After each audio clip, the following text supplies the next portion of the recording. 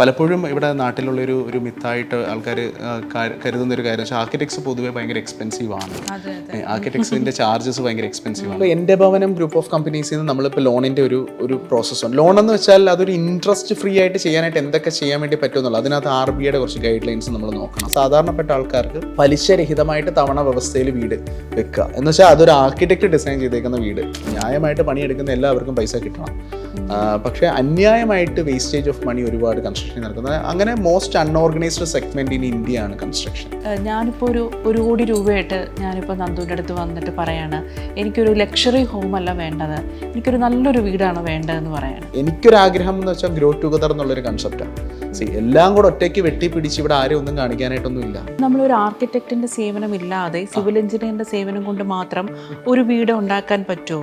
പഠിച്ചിറങ്ങുന്ന പല വിദ്യാർത്ഥികളായിട്ടുള്ളവരും ഈ പറയുന്ന തൊട്ട് പ്ലാനും ഡിസൈനും ഒക്കെ ചെയ്ത് പലർക്കും കൊടുത്ത് അവരെല്ലാം ഫ്രീ സർവീസ് ആയിട്ട് ആൾക്കാർ അത് യൂട്ടിലൈസ് ചെയ്യാൻ തുടങ്ങി. ഞാൻ അടുത്തൊരു 5 വർഷം കഴിഞ്ഞാൽ ഒരു 10 വർഷം കഴിഞ്ഞാൽ നമ്മളുടെ കമ്പനിയുടെ ഗ്രോത്തിൻ്റെ ഉള്ള സമയത്ത് അന്ന് ഈ പറയുന്നത് 10 വർഷം മുമ്പേ നമ്മൾ ചെയ്തേക്കുന്ന ഒരു വീടിന് ഡാമേജ് വന്നാൽ അന്ന് നമ്മളുടെ നെയിമിന് ഡാമേജ് സംഭവിക്കുന്നതിന് തുല്യമായിട്ടാണ്. 14 ജില്ലയിലും 14 ബിൽഡിംഗ് റൂൾസ് വേണം ശരിക്കും. ഇവിടെ ഇപ്പോൾ കേരള മുനിസിപ്പൽ ബിൽഡിംഗ് റൂൾ എന്ന് വെച്ചാൽ കേരളത്തിലെ മുഴുവനായിട്ട് ഒരൊറ്റ ബിൽഡിംഗ് റൂൾ ആയിരിക്കും. ഇപ്പോൾ ഒരു വീടിൻ്റെ കേസാണ് ടോട്ടൽ എസ്റ്റിമേറ്റഡ് ബഡ്ജറ്റ് എത്രയാണോ ടോട്ടൽ എസ്റ്റിമേറ്റഡ് ബഡ്ജറ്റ് അതിൻ്റെ 7.5% ആർക്കിടെക്റ്റിൻ്റെ ഫീസ് വരുന്നത്. 50 ലക്ഷം രൂപ കയ്യിലുള്ള ഒരാൾക്ക് 50 ലക്ഷം രൂപയുടെ വീടാണ് ആവശ്യം. 5 ലക്ഷം രൂപ കയ്യിലുള്ള ഒരാൾക്ക് 5 ലക്ഷം രൂപയുടെ വീടാണ് ആവശ്യം. അപ്പോൾ അങ്ങനെ വിത്തിൻ ദാറ്റ് ബഡ്ജറ്റ് ചെയ്യാന്നുള്ളതാണ് എൻ്റെ ഒരു തോട്ട്. ഫ്ലിപ്കാർട്ടിൽ നിന്ന് മേടിക്കുന്ന ഒരു പ്രൊഡക്റ്റിൻ്റെ 1000, 2000, 5000, 10000 സാധനമാണ് മാനുഫാക്ചർ ചെയ്തിട്ടാണ് സെയിം സാധനം തന്നെയാണ് നമ്മുടെ വീട്ടിൽ ഇരിക്കുന്നത്. പക്ഷെ നിങ്ങളുടെ വീട്ടിലേക്ക് വേണ്ടിയിട്ടാണ് ഒരു കസ്റ്റമൈസ്ഡ് ഡിസൈൻ ചെയ്യുന്നതെങ്കിൽ അത് ഫാക്ടറിയിൽ നിന്ന് ചെയ്യുന്നത് ആ വീട്ടിൽ മാത്രമേ കാണത്തുള്ളൂ, ആ അളവിലെ ആ സാധനം. ഒരു വീട് നിർമ്മിക്കുക എന്നുള്ളത് എല്ലാവരുടെയും സ്വപ്നമാണ്. എന്നാൽ നമ്മുടെ മനസ്സിനിണങ്ങിയ ബഡ്ജറ്റിനൊത്ത ഒരു വീട് നിർമ്മിക്കുക എന്നുള്ള സ്വപ്നം യാഥാർത്ഥ്യമാക്കിയ ഒരു ആർക്കിടെക്റ്റാണ് ഇന്ന് എന്നോടൊപ്പം ഉള്ളത്. ആർക്കിടെക്ട് നന്ദു കൃഷ്ണനാണ് ഇന്ന് മലബാർ ബിസിനസ് ജേർണലിൻ്റെ ഫൗണ്ടേഴ്സ് ടേബിളിലുള്ളത്. Welcome. Thank you so much.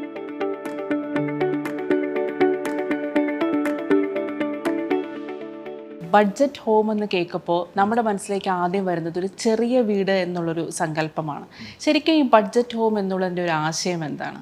പലപ്പോഴും ആൾക്കാർ നമ്മുടെ ഓഫീസിൽ കൂടുതൽ വിളിക്കുന്ന ആൾക്കാരും ചോദിക്കുന്ന ആദ്യത്തെ കാര്യം തന്നെയാണ് ഈ പറയുന്നത് ചെറിയ ബഡ്ജറ്റിൽ വീട് ചെയ്യുക എന്നുള്ളത് ഒരു ആശയമാണ്.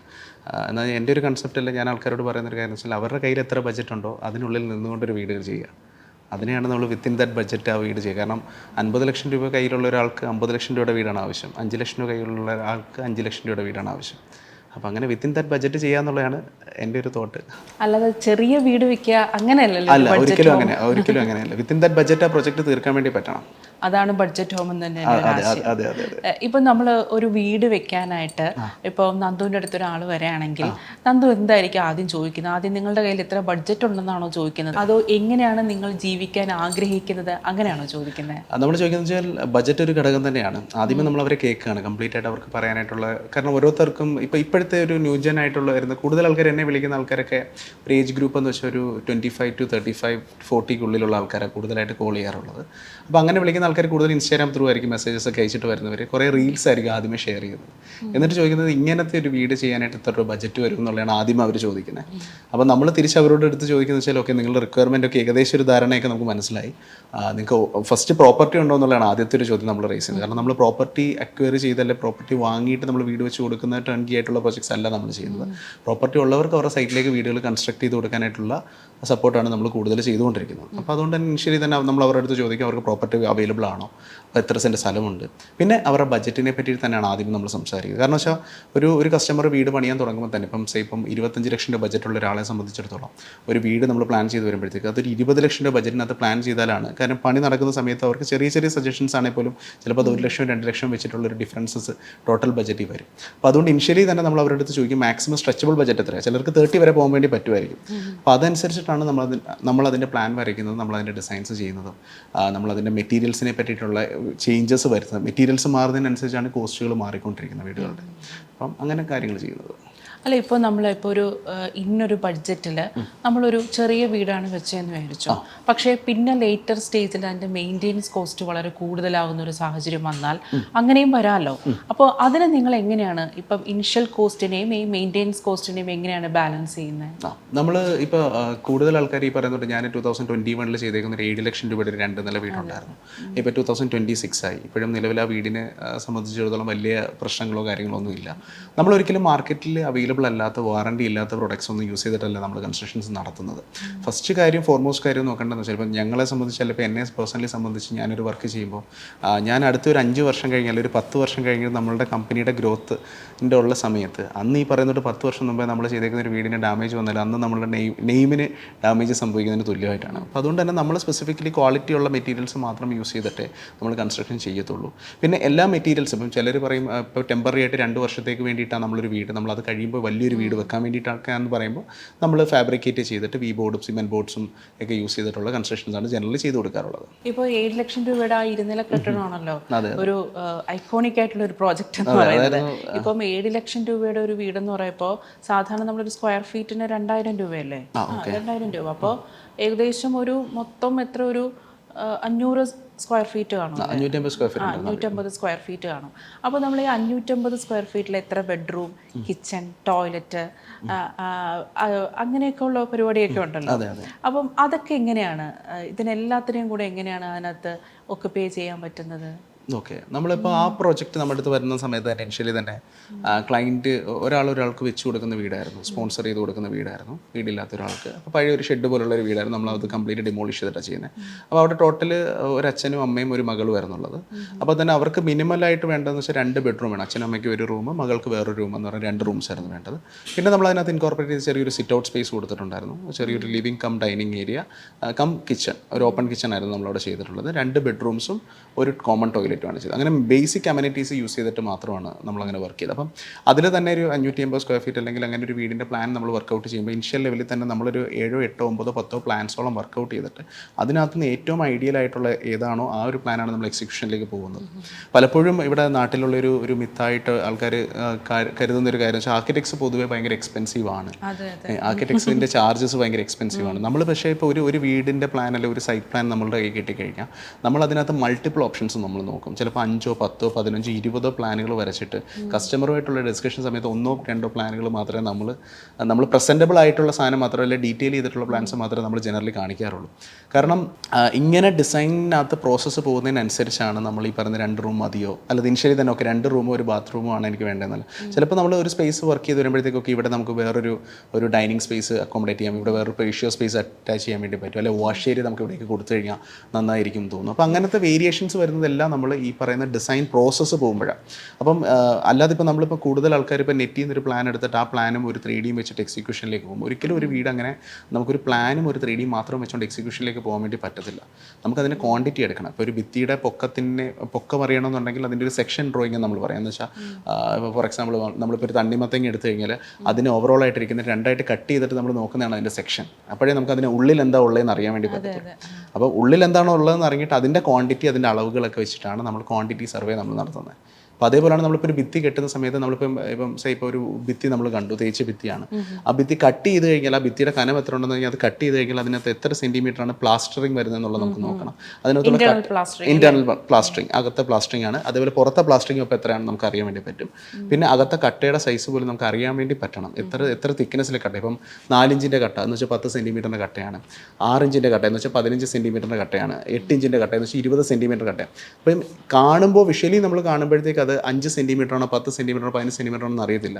അപ്പം അങ്ങനെയാണ് നമ്മൾ അതിൻ്റെ വാൾ തിക്നെസ് പോലും നമ്മൾ തീരുമാനിക്കും. പിന്നെ എല്ലാ വാൾസും നമുക്ക് ഒരേ സൈസ് വേണമെന്ന് നിർബന്ധമൊന്നുമില്ല.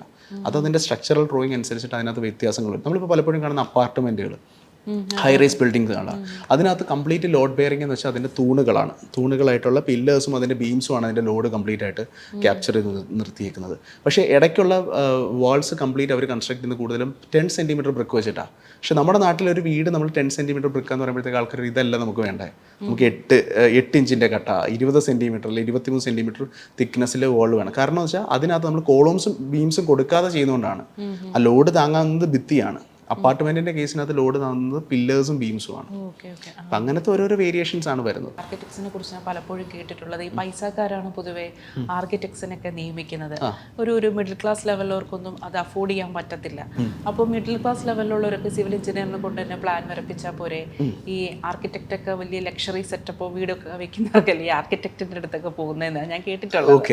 അപ്പോൾ അങ്ങനെ ഉള്ള ചിന്താഗതിയുള്ള ആൾക്കാരോട് എന്താ പറയാനുള്ളത് ഒരു ആർക്കിടെക്റ്റ് എന്നുള്ള നിലയിൽ? ഓക്കെ, ശരി, നല്ലൊരു ചോദ്യമാണ് അങ്ങനെ ചോദിച്ചത്. എനിക്കത് പറയാനുള്ളതെന്ന് വെച്ചാൽ ഇപ്പം BArch എന്ന് പറയുന്ന കോഴ്സാണ്. ആർക്കിടെക്ട്സ് എന്ന് പറഞ്ഞാൽ കൗൺസിൽ ഓഫ് ആർക്കിടെക്ചർ. ഇപ്പം മെഡിക്കൽ കൗൺസിൽ ആണ് ഡോക്ടേഴ്സിന് വേണ്ടിയിട്ട് സർട്ടിഫൈ ചെയ്യുന്നത് തൊട്ട് കൗൺസിൽ ഓഫ് ആർക്കിടെക്ചർ COA എന്ന് പറയും, ഡൽഹി ആസ്ഥാനമായിട്ടുള്ള മിനിസ്ട്രി ഓഫ് എഡ്യൂക്കേഷൻ അണ്ടറിലുള്ള കൗൺസിൽ ഓഫ് ആർക്കിടെക്ചർ 1972 ഒരു പാർലമെന്റിൽ അമെൻഡ് ചെയ്തേക്കുന്ന ഒരു ആർക്കിടെക്ട്സ് അമെൻമെന്റ് ആക്ട് ഉണ്ട്. ആ ആക്ട് പ്രകാരം പ്രാക്ടീസ് ചെയ്യുന്ന ആൾക്കാരാണ് നമ്മൾ ആർക്കിടെക്ട്സ് എന്ന് വിളിക്കാൻ വേണ്ടി പറ്റുക. എന്ന് വെച്ചാൽ ഡോക്ടേഴ്സ് പേരിന് മുമ്പ് DR യൂസ് ചെയ്യുന്നോട്ട് ആർക്കിടെക്ട്സ് പേരിന് മുമ്പ് AR എന്ന് യൂസ് ചെയ്യും ആർക്കിടെക്ട്സ്. അപ്പം നമ്മുടെ നാട്ടിൽ ഇപ്പം സോഷ്യൽ മീഡിയ ഒക്കെ വന്നിരിക്കുന്ന സമയത്തൊക്കെ തന്നെ പല ആൾക്കാരും അവരവരുടെ പ്രൊഫൈലിലും ബയോയിലും ഒക്കെ ആർക്കിടെക്റ്റ് എന്ന് പറഞ്ഞിട്ട് റെഫർ ചെയ്തിടാറുണ്ട്. അപ്പം ഇവിടുത്തെ നമ്മുടെ നാട്ടിൽ ഇപ്പോൾ ഒരു പ്രധാന പ്രശ്നം വെച്ചാൽ ആർക്കിടെക്റ്റ് ആരാ, സിവിൽ എഞ്ചിനീയർ ആരാ, ITI സിവിൽ പഠിച്ച ആൾക്കാർ എന്താ ചെയ്യുന്നത്, അല്ലെങ്കിൽ 3D സോഫ്റ്റ്വെയർ ചെയ്യാൻ അറിയാവുന്ന ആർക്കിടെക്റ്റ് ആണോ? അപ്പം ഇങ്ങനത്തെ കുറച്ച് കാര്യത്തിനകത്ത് ഇപ്പോഴും ഒരു വ്യക്തതയില്ല. ബേസിക്കലി ആർക്കിടെക്റ്റ് ആയിട്ട് പഠിച്ചു വരുന്ന ആൾക്കാരെന്ന് വെച്ചാൽ മോസ്റ്റ്ലി BArch കഴിഞ്ഞിട്ട് വരുന്ന ആൾക്കാരാണ്. BArch എന്ന് വെച്ചാൽ 5 വർഷ പ്രൊഫഷണൽ ഡിഗ്രി കോഴ്സാണ്. BTech സിവിൽ എന്ന് വെച്ചാൽ 4 വർഷ പ്രൊഫഷണൽ ഡിഗ്രി കോഴ്സാണ്.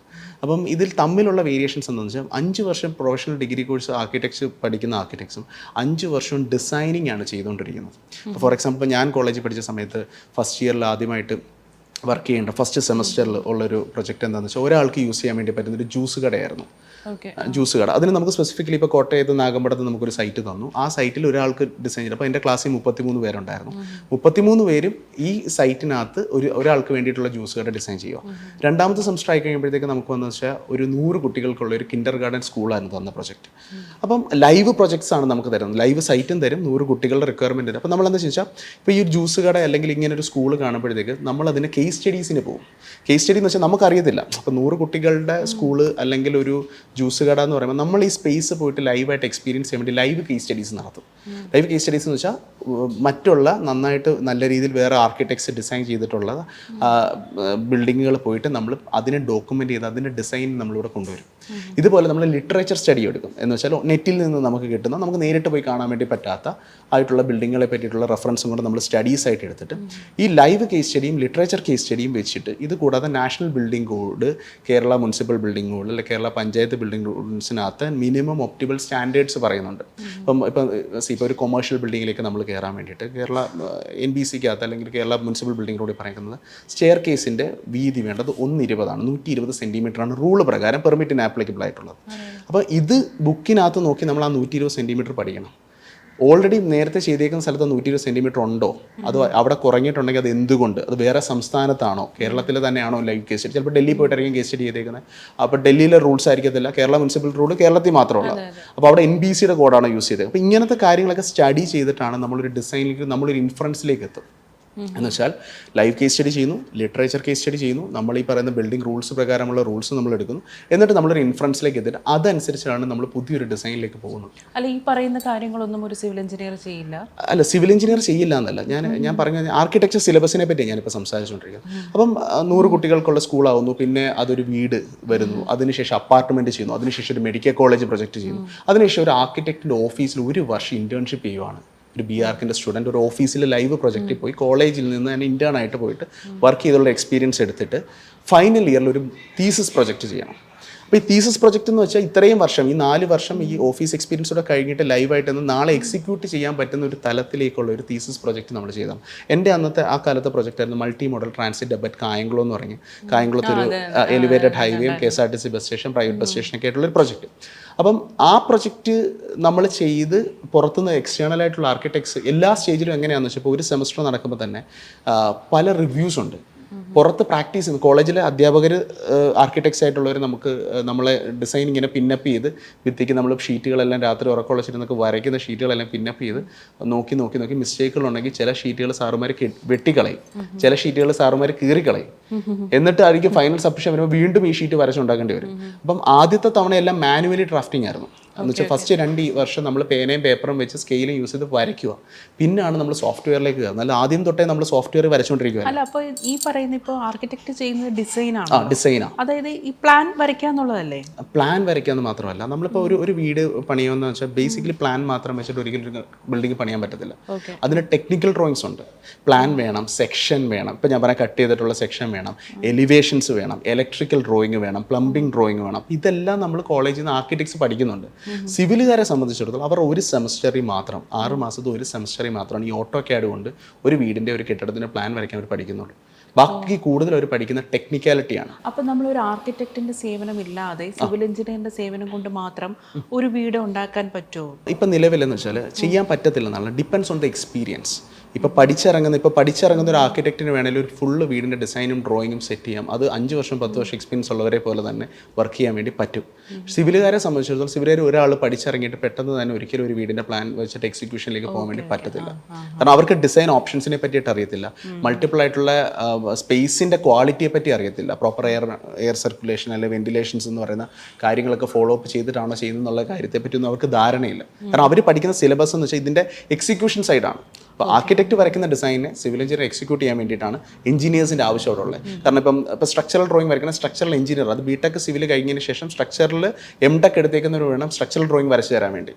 നമ്മൾ പ്യുവർലി BR കഴിഞ്ഞാൽ MArch മാസ്റ്റേഴ്സ് ഇൻ ആർക്കിടെക്ചർ ചെയ്യാൻ അത് ചെയ്യുന്നത് പ്യുവർലി ഡിസൈൻ സൈഡിൽ തന്നെയാണ് നമ്മൾ വർക്ക് ചെയ്യുന്നത്. പിന്നെ എന്തുകൊണ്ടാണ് ഈ ആർക്കിടെക്ട്സ് ഇത്രയും എക്സ്പെൻസീവ് ആവാൻ കാരണം? ഓക്കെ അല്ല, അതിൽ ഇപ്പോൾ ഒരു കാര്യം ഞാൻ മനസ്സിലാക്കിയെന്ന് വെച്ചാൽ നമ്മൾ പ്രാക്ടീസ് ചെയ്യാൻ വേണ്ടി ആർക്കിടെക്ട്സ് കേരളത്തിലല്ല ഇന്ത്യയിൽ പ്രാക്ടീസ് ചെയ്യാൻ വേണ്ടി കൗൺസിൽ ഓഫ് ആർക്കിടെക്ചർ ഒരു സ്കെയിൽ ഓഫ് ചാർജസ് ഫീസ് പറഞ്ഞിട്ടുണ്ട്. ഇപ്പോൾ ഒരു വീടിൻ്റെ കേസാണ് ടോട്ടൽ എസ്റ്റിമേറ്റഡ് ബഡ്ജറ്റ് എത്രയാണോ, ടോട്ടൽ എസ്റ്റിമേറ്റഡ് ബഡ്ജറ്റ് അതിൻ്റെ 7.5% ആർക്കിടെക്റ്റിൻ്റെ ഫീസ് വരുന്നത്. ഇപ്പം നമ്മൾ ജനറലി ഇപ്പം സിവിലുകാരെ കൊടുക്കുമ്പോൾ ഇപ്പോൾ നാട്ടിൽ ഏറ്റവും കൂടുതൽ ആൾക്കാർ വർക്ക് ചെയ്യും. ഇപ്പോൾ എൻ്റെ ഓഫീസിൽ വിളിക്കുമ്പോഴും അല്ല, ഞാൻ കഴിഞ്ഞ ദിവസം ഫേസ്ബുക്കിനകത്ത് ഒരു ഗ്രൂപ്പിനകത്ത് ഒരു പോസ്റ്റ് കണ്ടത്, ആരോ ഒരാൾ വീടിൻ്റെ പ്ലാൻ വരച്ചു കൊടുക്കാൻ സ്ക്വയർ ഫീറ്റിന് 25 രൂപ ചാർജ് ചോദിച്ചു. അപ്പം എന്ന് വെച്ചാൽ 1000 സ്ക്വയർ ഫീറ്റ് വരുമ്പോൾ 25,000 രൂപ ചാർജ് ചോദിച്ചു. ഇത് ശരിയായിട്ടുള്ള ചാർജ് ആണോ എന്ന് ഫേസ്ബുക്ക് ഗ്രൂപ്പിൽ ചോദിച്ചിരിക്കുന്നു. താഴെ ഇങ്ങനെ ഒരു എനിക്കൊന്ന് 100-100ഓളം കമൻറ്റുകളുണ്ട്. അപ്പോൾ ഞാൻ ഇങ്ങനെ പലതും എടുത്ത് വെച്ച് വായിച്ചു നോക്കിയപ്പോഴും അത് കുഴപ്പമില്ല, അത് കൂടുതൽ 5 രൂപയ്ക്ക് ഞാൻ വരച്ച് തരാം, 10 രൂപയ്ക്ക് ഞാൻ വരച്ച് തരാമെന്ന് പറയുന്നുണ്ട്. ഇതിപ്പോൾ നമ്മളിപ്പോൾ ഈ കൺസ്ട്രക്ഷൻ ഇൻഡസ്ട്രിയെ സംബന്ധിച്ചിടത്തോളം അല്ലെങ്കിൽ നമ്മളിപ്പോൾ ചില സ്പേസുകളിൽ പോകുമ്പോൾ ഇപ്പം നമ്മൾ നല്ലൊരു ഹോട്ടലിൽ പോകുന്നു, അല്ലെ ഇപ്പോൾ നമ്മൾ ലുലു മാളിൽ പോകുന്നു. ലുലു മാൾ ഇപ്പോൾ തിരുവനന്തപുരത്ത് ലുലു മാൾ ഓപ്പൺ ചെയ്തു. ലുലു മാളിലൊക്കെ വർക്ക് ചെയ്തേക്കുന്ന അല്ല, അതിൻ്റെ ഡിസൈൻ ചെയ്ത ഒരു ആർക്കിടെക്റ്റാണ്. നമ്മൾ ആ സ്പേസിൽ പോയി നിൽക്കുമ്പോൾ നിങ്ങൾക്ക് ആ സ്പേസിൽ പോയി നിൽക്കുമ്പോൾ ആ ക്വാളിറ്റി നിങ്ങൾക്ക് കിട്ടുന്നില്ല. അതൊരു സിവിൽ എഞ്ചിനീയർ ചെയ്തേക്കുന്നത്. എക്സിക്യൂഷൻ എന്ന സിവിൽ എഞ്ചിനീയേഴ്സാണ് ചെയ്തേക്കുന്നത്, ആർക്കിടെക്റ്റ് അല്ല. അപ്പം ഈ സ്പേഷ്യൽ ക്വാളിറ്റിയെ പറ്റി നമ്മൾ ഇരിക്കുന്ന പിന്നെ എന്ന് വെച്ചാൽ ഈ ആർക്കിടെക്ട്സിനെ സംബന്ധിച്ചിടത്തോളം ഞങ്ങളിപ്പോൾ എവിടെ ചെന്ന് കഴിഞ്ഞാലും ഞങ്ങൾ ഇപ്പോൾ ഇരിക്കുന്ന സ്പേസ് ഇപ്പോൾ ഇവിടെ ഈ ഒരു സ്പേസിലേക്ക് കയറി വന്ന സമയം തൊട്ട് ഇവിടുത്തെ പല എലമെൻറ്റ്സ് നമ്മൾ ഓൾറെഡി നോട്ടീസ്ഡ് രജിസ്റ്റേർഡാണ്. ചിലപ്പോൾ നാളെ ഒരു ഡിസൈൻ വരുന്ന സമയത്തൊക്കെ അവിടെ കണ്ടാൽ അത് ഭംഗിയുള്ളൊരു സാധനം, അതേപോലെ ഒരു സാധനം നമുക്ക് വർക്ക് ചെയ്ത് നോക്കാം, അല്ലെങ്കിൽ നമുക്കൊരു റെഫറൻസ് കാണിച്ചു കൊടുക്കാം. അപ്പോൾ അങ്ങനെ ഞങ്ങളിങ്ങനെ കേസ് സ്റ്റഡീസ് പോയി ഗ്രാസ്പ് ചെയ്തിരിക്കുന്നതുകൊണ്ട് നമുക്ക് ഡിസൈനാണ് എപ്പോഴും നമ്മുടെ തലയിൽ. നമുക്ക് എന്തെങ്കിലും we have to bring something unique. അല്ലാതെ ഞങ്ങൾ ഒരിക്കലും ആർക്കിടെക്ട്സ് ഒരിക്കലും ഒരു പൈസയ്ക്ക് വേണ്ടി മാത്രം പ്രാക്ടീസ് ചെയ്യുന്ന ആൾക്കാരായിട്ട് ആണ് ആൾക്കാർ കൂടുതലും ചിന്തിക്കുന്നത്. പലപ്പോഴും പല പ്രൊജക്ട്സിലും ആർക്കിടെക്ട്സ് ഇപ്പം എന്തുകൊണ്ട് ആർക്കിടെക്ചർ മേഖലയിൽ ഇങ്ങനെ ഒരു വ്യത്യാസം വരാൻ കാരണം എന്ന് വെച്ചാൽ പഠിച്ചിറങ്ങുന്ന പല വിദ്യാർത്ഥികളായിട്ടുള്ളവരും ഈ പറയുന്ന തൊട്ട് പ്ലാനും ഡിസൈനും ഒക്കെ ചെയ്ത് പലർക്കും കൊടുത്ത് അവരെല്ലാം ഫ്രീ സർവീസ് ആയിട്ട് ആൾക്കാർ അത് യൂട്ടിലൈസ് ചെയ്യാൻ തുടങ്ങി. അവരെ സംബന്ധിച്ചിടത്തോളം അവർ അത്ര എഫേർട്ട് ഇട്ടിട്ട് കൊടുക്കുന്ന ഒരു സാധനത്തിനെ ഫ്രീ ആക്കി ചെയ്ത് കൊടുക്കും. പിന്നെ പലരെ കൊണ്ട് വരപ്പിച്ച് നോക്കിയിട്ട് ബെസ്റ്റ് ഏതാ അതിന് ചെയ്യാൻ തുടങ്ങും. ഞാൻ ചെയ്യുന്ന ഒരു രീതി എന്ന് വെച്ചാൽ ഞാൻ അപ്ഫ്രണ്ട് തന്നെ സൈറ്റ് വിസിറ്റിന് ഞാൻ പേയ്മെൻറ്റ് ചാർജ് ചെയ്യും. എൻ്റെ ഓഫീസിലേക്ക് വിളിക്കുന്ന ഒരാളെ സംബന്ധിച്ചിടത്തോളം നമ്മൾ കൃത്യമായിട്ട് പറയും ടോട്ടൽ ബഡ്ജറ്റിൽ നമ്മൾ ആ പൈസ കുറച്ച് കൊടുക്കാം. അത് ഡിപ്പെൻഡ്സ് ഓൺ സ്ഥലം അനുസരിച്ച് വ്യത്യാസം. എനിക്കൊരു ഫിൽട്രേഷൻ പ്രോസസ്സാണ്. ഇപ്പം ഞാൻ എൻ്റെ ഒരു ദിവസത്തെ 2 മണിക്കൂറോ 3 മണിക്കൂറോ ഒരു കസ്റ്റമറെ സൈറ്റിലേക്ക് ഞാൻ പോയിട്ട് ഞാൻ അവിടെ ചെന്ന് അവരുടെ വീട് റെനോവേറ്റ് ചെയ്യാനുള്ള വീടാണെങ്കിലോ അല്ലെങ്കിൽ അവരുടെ വസ്തു ഞാൻ പോയി കണ്ടിട്ട് എൻ്റെ വാഹനത്തിന് ഞാൻ ഡീസൽ അടിച്ച് എൻ്റെ ഓഫീസിൽ 2-3 ഞാൻ സാലറി കൊടുക്കുന്ന സ്റ്റാഫിനെയും വിളിച്ചുകൊണ്ട് എൻ്റെ വേറെ പ്രൊജക്റ്റ് വർക്ക് ചെയ്യേണ്ട ആൾക്കാരെ വിളിച്ച് ഞാൻ അവിടെ ചെന്ന് ഞാൻ ഇൻപുട്ട് കൊടുക്കുകയാണ്. അപ്പം അവർ ആ പ്രൊജക്റ്റ് ചെയ്യാനല്ലയോ എന്ന് പോലും അറിയത്തില്ല. അപ്പോൾ പലപ്പോഴും ഇപ്പം ചിലർ വിളിച്ച് പറയും 10 ലക്ഷം രൂപ, നമ്മൾ വെറുതെ സമയം ഇപ്പം ചെയ്തില്ല എന്നേ ഉള്ളൂ. നമ്മളെ റെസ്പെക്ട് ചെയ്യുന്ന ആൾക്കാരെ അല്ലെ നമ്മളെ പേ ചെയ്ത് നമ്മളെ വിളിക്കുന്ന ആൾക്കാരുടെ സൈറ്റുകളാണ് നമ്മൾ പോയിട്ട് കാണത്തുള്ളൂ. അല്ലാതെ ഇപ്പം നമ്മൾ എല്ലാ പ്രൊജക്ട്സും നമുക്ക് ഈ നാട്ടിൽ ചെയ്യാൻ വേണ്ടി പറ്റത്തില്ല. ഇവിടെ 360 ഡിഗ്രി ഒരു ചേഞ്ച് നമുക്ക് ഓൾ ഓഫ് എ സഡൻ കൊണ്ടുവരാൻ വേണ്ടി പറ്റത്തില്ല. ഇപ്പം ഒന്നും വേണ്ട, നാട്ടിലിപ്പം സിമ്പിൾ ആയിട്ട് ഒരു മതിലിന്റെ വർക്ക് വന്നു കഴിഞ്ഞാൽ അവിടെ അങ്ങ് ആരും ആർക്കിടെക്റ്റിനെ ചോദിക്കുന്നുണ്ടോ, അവിടെ അടുത്തുള്ളൊരു മേസ്തരിയെ വിളിച്ചിട്ട് മതിൽ പണിയിപ്പിക്കുമല്ലേ. എന്നാൽ ആ മതിൽ തന്നെ ഒന്ന് ആലോചിച്ച് നോക്കിയാൽ അതിന്റെ ഒരു മൾട്ടിപ്പിൾ ഓപ്ഷൻ, അതിന്റെ ഒരു ഡിസൈനെ പറ്റി ആൾക്കാർ എത്ര പേര് ചിന്തിക്കുന്നുണ്ട്. പിന്നെ ആൾക്കാർക്ക് ഈ പറയുന്നോട്ട് ആദ്യം പറയുന്ന റേറ്റിലല്ല അവസാനം പോയിട്ട് നിൽക്കുന്നത്. അപ്പോൾ അങ്ങനത്തെ വേരിയേഷൻസ് ഓട്ടോമാറ്റിക്കലി വരുന്നുണ്ട്. പിന്നെ ഇതാണ് ഒരു ബേസിക് നീഡല്ലേ നമ്മൾ പറയുന്നതെന്ന് വെച്ചാൽ ആർക്കിടെക്ട്സിനെ സംബന്ധിച്ചിടത്തോളം ആർക്കിടെക്ട്സ് ഒരു പ്രൊജക്റ്റ് വർക്ക് ചെയ്ത സാധനം എടുത്ത് അടുത്ത പ്രൊജക്റ്റ് കൊടുക്കുക. അല്ലെ ഒരു പ്ലാൻ തന്നെ 1000 സ്ക്വയർ ഫീറ്റ് വീട് ഇപ്പം ഞാൻ മേഡത്തിന് വേണ്ടി വർക്ക് ചെയ്ത് തരുന്നു, അടുത്തൊരു കസ്റ്റമർ 1000 സ്ക്വയർ ഫീറ്റ് വയ്ക്കാൻ മേഡത്തിൻ്റെ പ്ലാൻ എടുത്ത് അവിടെ കൊടുത്ത് പൈസ മേടിക്കുകയല്ല ചെയ്യുന്നത്. മേഡത്തിൻ്റെ സൈറ്റ് കണ്ടിട്ടാണ് മേഡത്തിൻ്റെ സൈറ്റിൽ വരയ്ക്കുന്നത്, വർക്ക് ചെയ്യുന്നത്. ഞങ്ങൾ നൈറ്റ് കൂടുതൽ നമ്മുടെ ഹെൽത്തും കളഞ്ഞ്, നമ്മൾ ഉറക്കവും കളഞ്ഞ്, നമ്മൾ ട്രാവലും ചെയ്ത്, നമ്മൾ ഭക്ഷണവും കറക്റ്റ് സമയം കഴിക്കാൻ പറ്റാത്തൊക്കെ അവസ്ഥയിൽ പലപ്പോഴും പ്രസൻറ്റേഷൻസ് വരുമ്പോഴും മീറ്റിംഗ്സ് വരുമ്പോഴൊക്കെ നമ്മൾ അത്രയും ടൈം എഫേർട്ട് വിടും. പക്ഷേ അൾട്ടിമേറ്റ്ലി ഈ പറയുന്ന ആർക്കിടെക്ട് എക്സ്പെൻസീവ് ആണെന്ന് മാത്രമേ പറയുന്നുള്ളൂ. ഇപ്പോൾ നമ്മളൊരു ഹോസ്പിറ്റലിൽ പോയി കഴിഞ്ഞാൽ സീനിയർ ഡോക്ടേഴ്സ് ആയിട്ടുള്ള പല ഡോക്ടേഴ്സിൻ്റെ പേരുകേട്ട ഡോക്ടേഴ്സൊക്കെ കേരളത്തിലുണ്ടല്ലോ. അവരുടെ കൺസൾട്ടേഷൻ ഫീസ് അല്ല നോർമലായിട്ട് MBBS കഴിഞ്ഞിരിക്കുന്ന ഒരാളുടെ കൺസൾട്ടേഷൻ ഫീസ്. പിന്നെ ആ ഓരോ ഹോസ്പിറ്റലിൻ്റെ കൺസൾട്ടേഷനും വ്യത്യാസമുണ്ട്.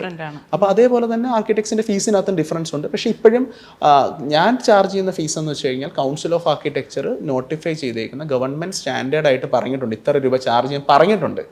സിവിൽ എഞ്ചിനീയർമാരോടൊന്നും ആരും അത് പറഞ്ഞിട്ടില്ല. ഞങ്ങളോട് പറഞ്ഞ പൈസ ഞങ്ങൾ മേടിക്കും. അവർക്ക് കൗൺസിലൊന്നുമില്ല. അവർക്ക് ഞാൻ പറയാം, മെഡിക്കൽ കൗൺസിലുണ്ട്, കൗൺസിൽ ഓഫ് ആർക്കിടെക്ചർ കൗൺസിലുണ്ട്, പിന്നെ ബാർ കൗൺസിലുണ്ട്. അപ്പം അങ്ങനെയുള്ളത് മാത്രമല്ല, ടൈറ്റിൽ ഡിഗ്രീസ് ആണ് ബേസിക്കലി. ഓക്കെ.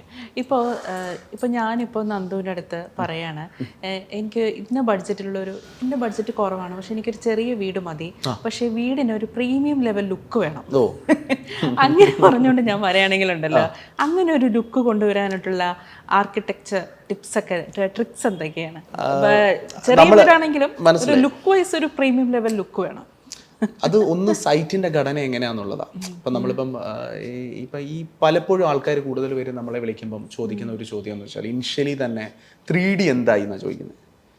ഈ 3D എന്ന് പറയുന്നത്, അല്ല 3 ഡയമെൻഷനിൽ നമ്മൾ ചെയ്യുന്ന ഒരു ഡിസൈൻ, അല്ലെങ്കിൽ അത് പണിത് കഴിഞ്ഞാൽ ഇങ്ങനെ ഇരിക്കും എന്ന് പറയുന്നത് കാണിക്കുന്നതിനകത്തുള്ള ഒരു എലമെന്റ് എന്ന് വെച്ചാൽ സിസ്റ്റത്തിൽ നമ്മൾ വർക്ക് ചെയ്യുന്നു. നമ്മൾ ഒരു പെർസ്പെക്റ്റീവിൽ കൊണ്ടുവന്ന് നമ്മളിപ്പോൾ ക്യാമറ വെക്കുന്നു. ഇപ്പം ഞാനിപ്പോൾ ഇവിടെ ഇരിക്കുന്ന എൻ്റെ ഫേസ് കിട്ടുന്ന ഒരു ഫ്രെയിമിലാണ് കൊണ്ട് ക്യാമറ പ്ലേസ് ചെയ്തിരിക്കുന്നത്. ഇതേപോലെ ഒരു ഫ്രെയിമിൽ കൊണ്ടുപോയിട്ട് ക്യാമറ പ്ലേസ് ചെയ്തിട്ട് നമ്മൾ എടുക്കുന്ന ഒരു ഫോട്ടോയാണ് നിങ്ങളുടെ ഫോണിലേക്ക് അയച്ചു തരുന്നത്. ഓക്കെ, അതാണ് 3D. അപ്പം അതിൽ വരച്ചേക്കുന്ന സാധനത്തിന് ഏറ്റവും ആപ്റ്റായിട്ട് എവിടെ വെച്ച് കാണിക്കാൻ പറ്റും അവിടെയാണ് ഞാൻ ക്യാമറ ഫിക്സ് ചെയ്യുന്നത്. ഇപ്പം സൈറ്റിൻ്റെ ഫ്രണ്ടിൽ ഒരു 3 മീറ്റർ റോഡേ ഉള്ളതെന്ന് വെച്ചോ, മതിൽ കഴിഞ്ഞാൽ 1 മീറ്റർ അല്ല 2 മീറ്റർ കഴിഞ്ഞിട്ട് കെട്ടിടം പണിതേക്കുക. നമ്മൾ അവിടെ നിന്നുകൊണ്ട് നമ്മൾ കെട്ടിടം കാണുമ്പോഴത്തേക്ക് കെട്ടിടത്തിൻ്റെ ഏതെങ്കിലും ഒരു കട്ടുള്ള ഭാഗമോ ജനൽ ഭാഗമോ മാത്രമേ നമുക്ക് ചിലപ്പോൾ കാണാൻ പറ്റത്തുള്ളായിരിക്കും. 3Dക്കകത്ത് നിന്ന് കാണണമെങ്കിൽ അപ്പുറത്തെ വീട്, നിങ്ങളുടെ 3 മീറ്ററിന് ഓപ്പോസിറ്റ് വേറെ വീടുണ്ടെന്ന് വെച്ചോ, ആ വീട് പൊളിച്ച് നീക്കിയിട്ട് അതിൻ്റെ പുറകിൽ നിന്ന് കാണുന്ന സാധനത്തിന് 3D ആണ് ഞാൻ തന്നേക്കുന്നത്. അപ്പോൾ ഈ 3D വെച്ചിട്ട് ഒരിക്കലും നമ്മൾ സൈറ്റിൽ ഓൺ സൈറ്റ് നമ്മൾ എക്സ്പീരിയൻസ് ചെയ്ത് അതിനകത്ത് ഇവിടെ നിന്നാണ് വ്യൂ വരുന്നത്. ഇപ്പം ഒരു വീടിൻ്റെ ദർശനം കിഴക്കോട്ടാണ്, കിഴക്കേ വശത്ത് ഒരു റോഡുണ്ട്, തെക്കേ വശത്ത് ഒരു റോഡുണ്ടെങ്കിൽ കിഴക്കേ വശത്തെ ഫേസും തെക്കേ വശത്തെ ഫേസിനും അലൈൻ ചെയ്യുന്ന എന്തെങ്കിലും ഒരു കീ എലമെന്റ് വെച്ചാൽ മതി. അത് ഭയങ്കര എക്സ്പെൻസീവ് ആയിട്ടൊന്നുമില്ല. ഇപ്പം സിമ്പിൾ മിനിമൽ ഡിസൈൻസ് ആണ് കൂടുതൽ ആൾക്കാർ ഫോം ചെയ്യുന്നത്. അതാണ് ഞാൻ ഇപ്പം ഈ അനാവശ്യമായിട്ടുള്ള ചെലവുകളുണ്ടല്ലോ, പ്രത്യേകിച്ച് ഈ ബഡ്ജറ്റ് വെക്കുമ്പോൾ എക്സ്റ്റേണൽ പ്ലാസ്റ്ററിങ് മാത്രമല്ല, ഇപ്പം എല്ലാവരും വീട്ടിൽ, ഒരുവിധപ്പെട്ട എല്ലാവരും വീട്ടിൽ AC ഒക്കെ കാണും. അപ്പം ഈ വിൻഡോസിൻ്റെ എണ്ണം ചിലപ്പം കുറവായിരിക്കും. കാരണം 3-4 വിൻഡോസിൻ്റെ ആവശ്യമില്ലല്ലോ നമ്മളൊരു AC വെക്കുമ്പോൾ. അപ്പോൾ നമ്മളിപ്പോൾ ഈ ഒരു ബഡ്ജറ്റ് ഹോം വെക്കുമ്പോൾ ഈ അനാവശ്യമായിട്ടുള്ള ചെലവുകളൊക്കെ ഒഴിവാക്കുക, അങ്ങനെ ചെയ്യാറുണ്ടോ? അങ്ങനെ ആലോചിക്കാറുണ്ട്, അങ്ങനെ ചിന്തിക്കാറുണ്ട്. പിന്നെ ഇപ്പൊ തന്നെ 7 ലക്ഷത്തിന്റെ ഒരു വീട് വെച്ചല്ലോ, അതിനകത്ത് ഈ ഒഴിവാക്കിയ അനാവശ്യമായിട്ടുള്ള ചെലവ്. അല്ല, അനാവശ്യമായിട്ടുള്ള ചെലവുകൾ എന്ന് വെച്ചാൽ അന്ന് വീട് ചെയ്യുന്ന സമയത്തേക്ക് നമ്മൾ വെള്ളം കയറുന്ന സ്ഥലമായിരുന്നു, സൈറ്റ് വെള്ളം നിൽക്കുമായിരുന്നു. അപ്പോൾ നമ്മളെന്താ വെച്ചാൽ ഷോർട്ട് കോളം ബീം ഫൗണ്ടേഷനാണ് ചെയ്തിരുന്നത്. ചെറിയ സ്ട്രോങ് ആയിട്ടുള്ള സ്ട്രെങ്ത് ആണ്. കാരണം യൂണിഫോം ആയിട്ട് ലോഡ് ഡിസ്ട്രിബ്യൂഷൻ നടന്നിട്ടില്ലെന്നുണ്ടെങ്കിൽ ഏതെങ്കിലും ഒരു വശം ഇരുത്തി കഴിഞ്ഞാൽ നാളെ ക്രാക്ക് ആവും. ഇന്ന് സോഷ്യൽ മീഡിയയിൽ വൈറലായിരിക്കുന്ന വീട്ടിൽ ക്രാക്ക് ആയി എന്ന് പറഞ്ഞത് അത് അതിലും വലിയ ഉറപ്പായിട്ട് വരും. അപ്പോൾ അതുകൊണ്ട് ഫൗണ്ടേഷൻ ഉറപ്പായിരിക്കണം എന്നുള്ളത് നമുക്ക് നിർബന്ധമായിരുന്നു. അപ്പോൾ അതനുസരിച്ച് നമ്മളത് വർക്ക്ഔട്ട് ചെയ്തു. പിന്നെ ഭിത്തി ഞാൻ അന്ന് ചെയ്തിരുന്നത് വെച്ചാൽ 6 ഇഞ്ചിൻ്റെ കോൺക്രീറ്റ് ഇന്റർലോക്ക് ബ്രിക്സ് യൂസ് ചെയ്തിട്ടായിരുന്നു ചെയ്തിരുന്നത്. ലോക്ക് കട്ട എന്ന് പറയും. അതാണ് ഫസ്റ്റ് ലൈൻ ഓഫ് കട്ട മാത്രം നമ്മൾ ലെവൽ ചെയ്താൽ മതിയായിരുന്നു. അപ്പോൾ അത് ചെയ്തതിന് ശേഷം ബാക്കിയുള്ള കട്ടകൾ നമ്മൾ പെറുക്കിയിട്ട് ലോക്ക് ചെയ്ത് വരിക. പിന്നെ ബെൽറ്റിനകത്താണ് അടുത്ത ലോക്ക് വരുന്നത്. അപ്പോൾ ഇടയ്ക്കൊന്നും സിമെൻറ്റ് യൂസ് ചെയ്യേണ്ടി വന്നില്ല. കട്ട പെറുക്കിയിട്ട് പോകുന്നതുകൊണ്ട് തന്നെ ലേബർ ചാർജിനകത്തും കുറവുണ്ടായിരുന്നു. ഈ പറയുന്നോട്ട് മെറ്റീരിയൽ യൂസ് ചെയ്യുന്നതിനകത്ത് കുറവുണ്ട്. പിന്നെ 8 ഇഞ്ചിൻ്റെ കട്ടയല്ല, ഞാൻ 6 ഇഞ്ചിൻ്റെ കട്ടയാണ് യൂസ് ചെയ്തത്. ജനറലി എല്ലാവരും 8 ഇഞ്ച് കട്ടയാണ് ഗ്രൗണ്ട് ഫ്ലോറിൽ ചെയ്യുമ്പോൾ ഞാൻ അവിടെ 6 ഇഞ്ചാണ് യൂസ് ചെയ്തത്. പക്ഷേ സ്ട്രക്ചറൽ ഡ്രോയിങ് ഞാൻ കൃത്യമായിട്ട് വർക്കൗട്ട് ചെയ്തിട്ടുണ്ടായിരുന്നു. പിന്നെ ഞാൻ വീടിൻ്റെ ബോർഡറുകൾ മാത്രം ഇപ്പം കട്ടയുടെ കോർണർ വരുന്ന ഭാഗം തേച്ചിട്ടുണ്ട്, ബെൽറ്റിൻ്റെ ഭാഗം തേച്ചിട്ടുള്ളൂ. ഫുൾ പ്ലാസ്റ്ററിങ് നമ്മൾ ചെയ്തിട്ടില്ല. ഈ ഫുൾ പ്ലാസ്റ്ററിങ് ചെയ്തില്ലെങ്കിലും കുഴപ്പമൊന്നും ഉണ്ടാവില്ല. ക്വാളിറ്റിക്ക് അതിപ്പോൾ ലോക്ക് കട്ടയെ സംബന്ധിച്ച് അതിനകത്ത് പ്രശ്നമില്ല. ഇപ്പം കട്ട നമ്മൾ ഏത് യൂസ് ചെയ്യുന്നു എന്നുള്ളതനുസരിച്ചിട്ടിരിക്കും. ഇപ്പം നമ്മൾ ഫുൾ പ്ലാസ്റ്റർ ചെയ്താലും ചെയ്തില്ലെങ്കിലും ഇപ്പോൾ ഫുൾ പ്ലാസ്റ്റർ ചെയ്യാതിരുന്ന് കഴിഞ്ഞാൽ ഭാവിയിൽ വരുന്ന പെയിൻറ്റ് ചെയ്യാതൊക്കെ പ്രോപ്പറായിട്ടിരിക്കണം. കാരണം നേരത്തേക്ക് ഒരു ലോറി ബേക്കർ കൺസെപ്റ്റൊക്കെ അല്ലെങ്കിൽ എക്സ്പോസ്ഡ് ബ്രിക്കൊക്കെ വെച്ചിട്ടുള്ളൊരു കൺസ്ട്രക്ഷൻ ഉണ്ടായിരുന്നു. പക്ഷേ ഇപ്പോഴത്തെ കൂടുതൽ ആൾക്കാർക്ക് അങ്ങനത്തെ ഡിസൈൻസിനോട് വലിയ താല്പര്യമില്ല. കാരണം വെച്ചാൽ പൊടി കയറിയിരിക്കുന്നു, ചിലന്തി വല പിടിച്ചിരിക്കുന്നു, ഒരു ഡൾ ഫിനിഷല്ല ആൾക്കാർക്ക് ഇപ്പോൾ വേണ്ടതെന്ന് വെച്ചാൽ ഒരു വാം വൈറ്റ് കളേഴ്സ് അല്ലെ ഒരു വാം കളർ ഫിനിഷുള്ള വൈറ്റ് പിന്നെ ഇപ്പം ഒരു ട്രെൻഡ് മാറി വന്നേക്കുന്നത് വെച്ചാൽ പണ്ടത്തെ കാലത്ത് കൊണ്ട് വീടിനകത്ത് നീലയും പച്ചയും മഞ്ഞയും കളറൊന്നും ആരും അടിക്കാനായിട്ട് ആഗ്രഹിക്കുന്നില്ല. ആൾക്കാർക്കൊക്കെ ഒരു ഐവറി ഷെയ്ഡ് അല്ലെങ്കിൽ ഒരു വൈറ്റ് ഷെയ്ഡ് ഓഫ് കളേഴ്സ് മതി. വൈറ്റ് കളേഴ്സ് ഒക്കെ ഇട്ടൊരു ബ്രൈറ്റ് ആയിട്ട് വീടിരിക്കണം എന്നുള്ളൊരു തോട്ടിലാണ് ആൾക്കാർ ഇപ്പം കൂടുതലും ഉള്ളത്. പിന്നെ ഞാൻ ആ വീട്ടിൽ ചെയ്തിരുന്നത് വെച്ചാൽ ഒന്നാമത്തെ നിലയുടെ ഭിത്തി complete cement fibre board V board use ചെയ്തിട്ടായിരുന്നു കൺസ്ട്രക്ട് ചെയ്തിരുന്നത്. റൂഫ് ചെയ്തിരുന്ന പഴയ ഓട് മേടിച്ചിട്ട് പെയിൻറ്റ് ചെയ്തിട്ടാണ് മുകളിൽ ഇട്ടിരുന്നത് സ്ക്വയർ ട്യൂബിൽ. അപ്പോൾ ഓടിൻ്റെ കോസ്റ്റ്, റൂഫിൻ്റെ കോൺക്രീറ്റിൻ്റെ കോസ്റ്റ് നമുക്ക് കുറഞ്ഞിട്ടുണ്ടായിരുന്നു.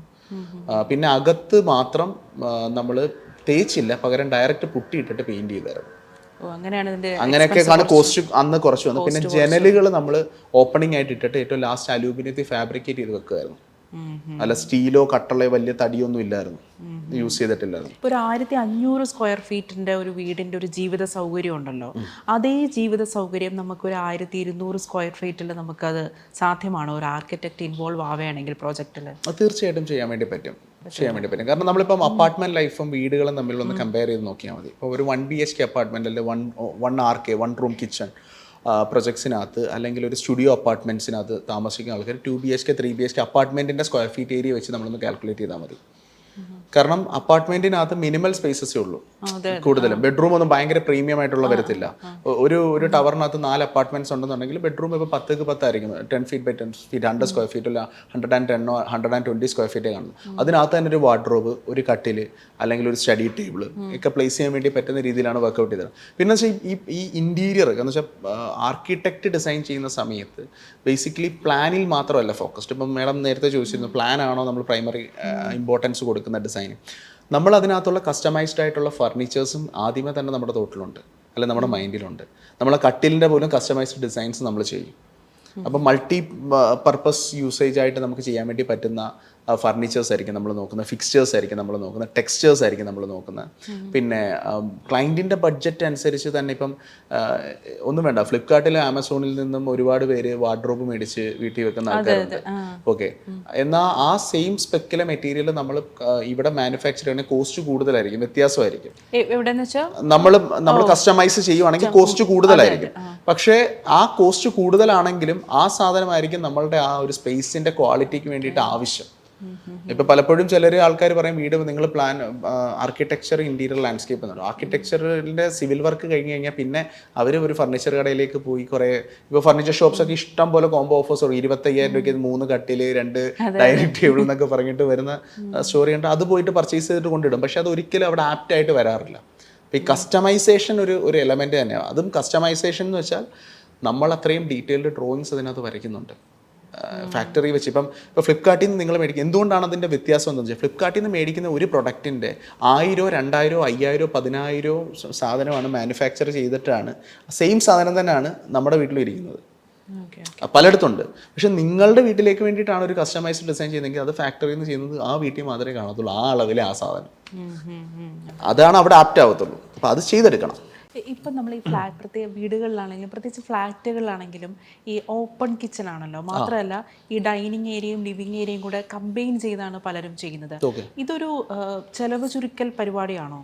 ഇങ്ങനെ ചെയ്യുമ്പോൾ ഇത് ചെലവ് ക്രമേണ ഇത് ചെലവ് ചുരുങ്ങും ഇങ്ങനെ ചെയ്യുമ്പോൾ? ഏരിയ കുറയും. ഇപ്പം നമ്മളൊരു അടുക്കള മാത്രമായിട്ട് പണിയാണെന്നുണ്ടെങ്കിൽ ഇപ്പം ട്രഡീഷണൽ ആയിട്ടുള്ള വീടുകളിലൊക്കെ അല്ല നാട്ടിൻ പ്രദേശത്തൊക്കെ വീടുകൾ അല്ലാണ്ട് കോസ്റ്റിൽ കാര്യമായ വ്യത്യാസം വരത്തില്ല, അങ്ങനെ ഉണ്ടോ?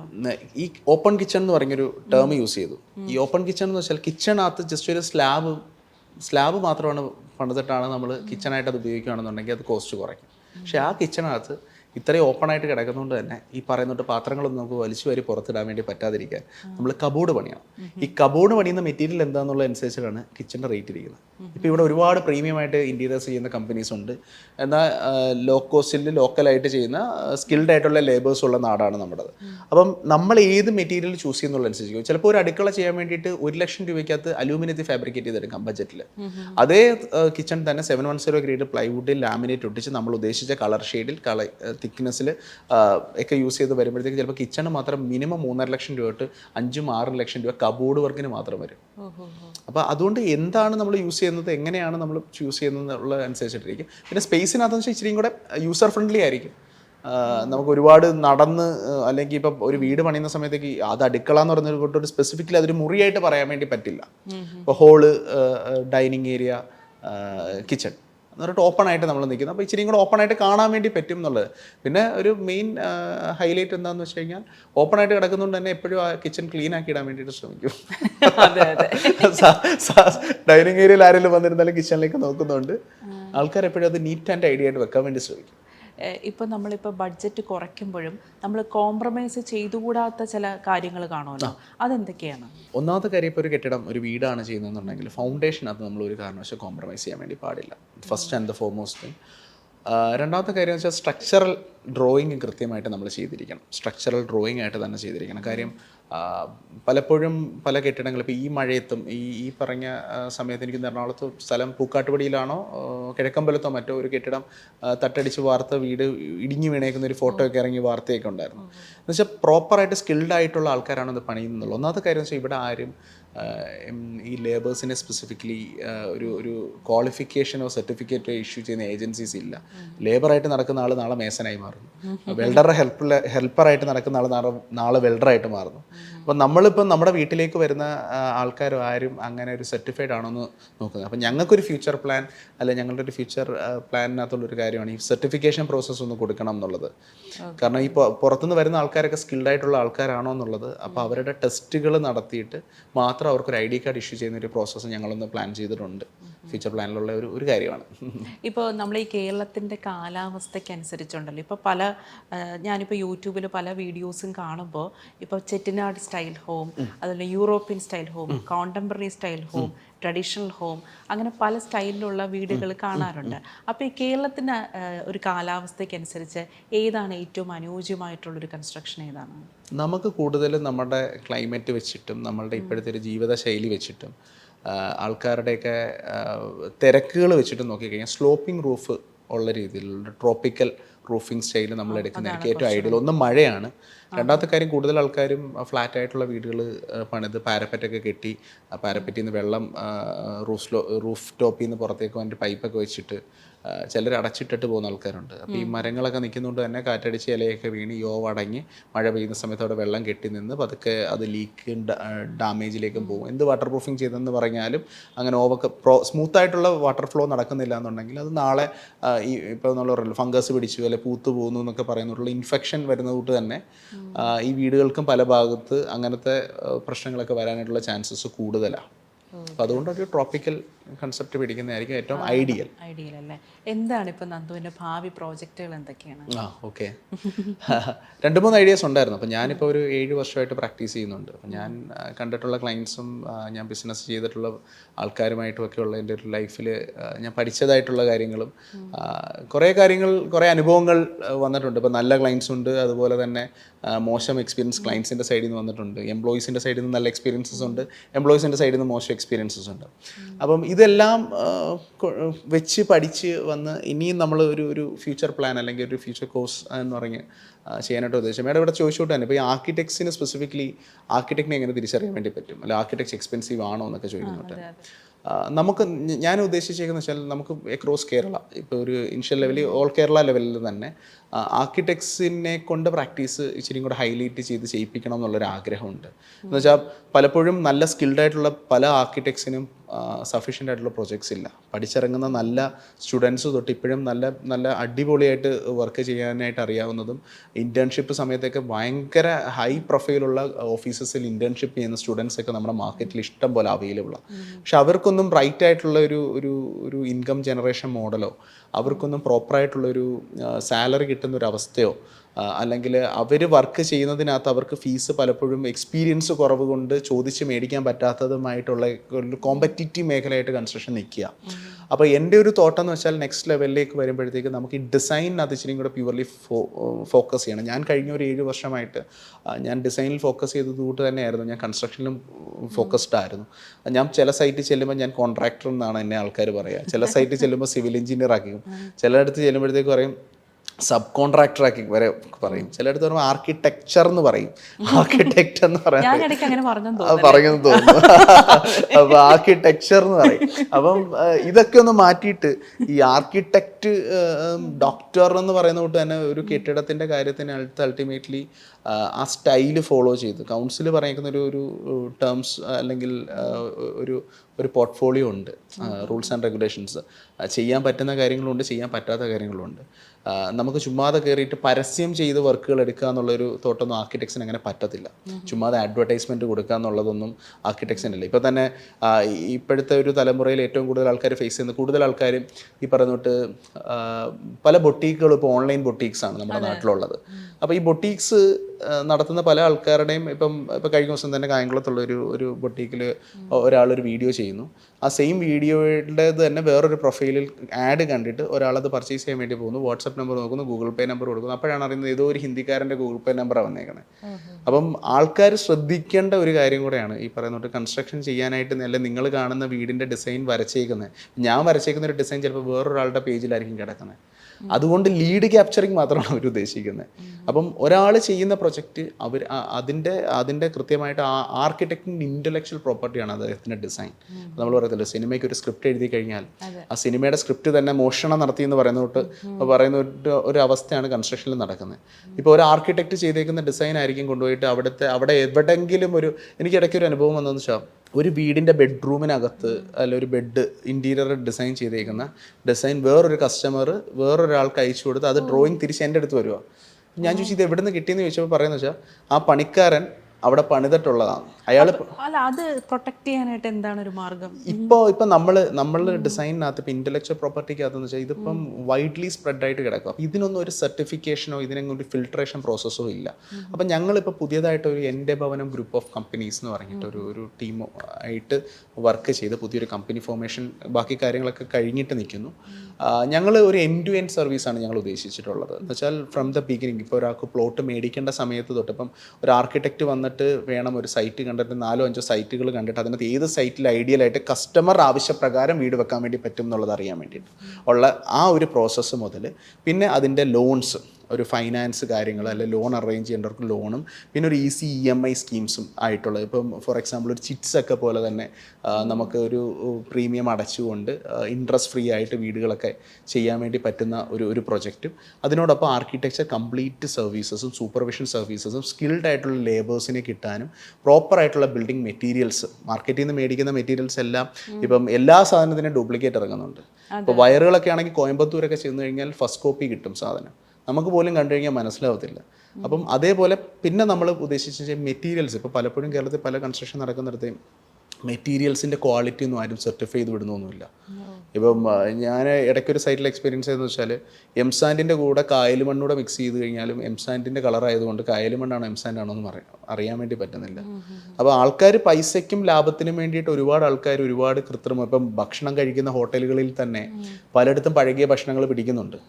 നമ്മളത് പിടിക്കുന്ന സമയത്തൊന്ന് കാണും, 2 ദിവസം വാർത്തയും 3-ാമത്തെ ദിവസം അത് മാറും, പിന്നെ നമ്മൾ അറിയത്തില്ല. അപ്പോൾ ഈ ടിപ്പർ ലോറിയും നിങ്ങൾ റോഡിൽ കൂടെ സഞ്ചരിക്കുന്ന സമയത്ത് നിങ്ങൾ കാണുന്ന പല ടിപ്പർ ലോറികളിലും ടോറസുകളും പോകുന്ന മെറ്റീരിയലിൻ്റെ ക്വാളിറ്റി ഒന്നും ടെസ്റ്റ് ചെയ്യാൻ വേണ്ടിയിട്ട് ഇവിടെ ഒരു സിസ്റ്റവും ഇല്ല. കാരണം ഇപ്പം ഫോർ എക്സാമ്പിൾ ഇപ്പോൾ ഒരു ക്രഷറിൽ നിന്ന് എടുത്തുകൊണ്ട് വരുന്ന മെറ്റീരിയൽ വെച്ചിട്ട് ഒരു യാർഡിലേക്ക് പോവുക, അല്ലെങ്കിൽ ക്രഷറിൽ നിന്ന് വരുന്നു അതൊരു യാർഡിലേക്ക് പോയി വീഴുന്ന സാധനത്തിന് ബൈ ദ ടൈം ഇതിനകത്ത് എന്തൊക്കെ മിക്സ് നടക്കുന്നുണ്ട്, പിന്നെ ഇതിൻ്റെ ഒന്നും ക്വാണ്ടിറ്റിയെ പറ്റിയൊന്നും അളവില്ല.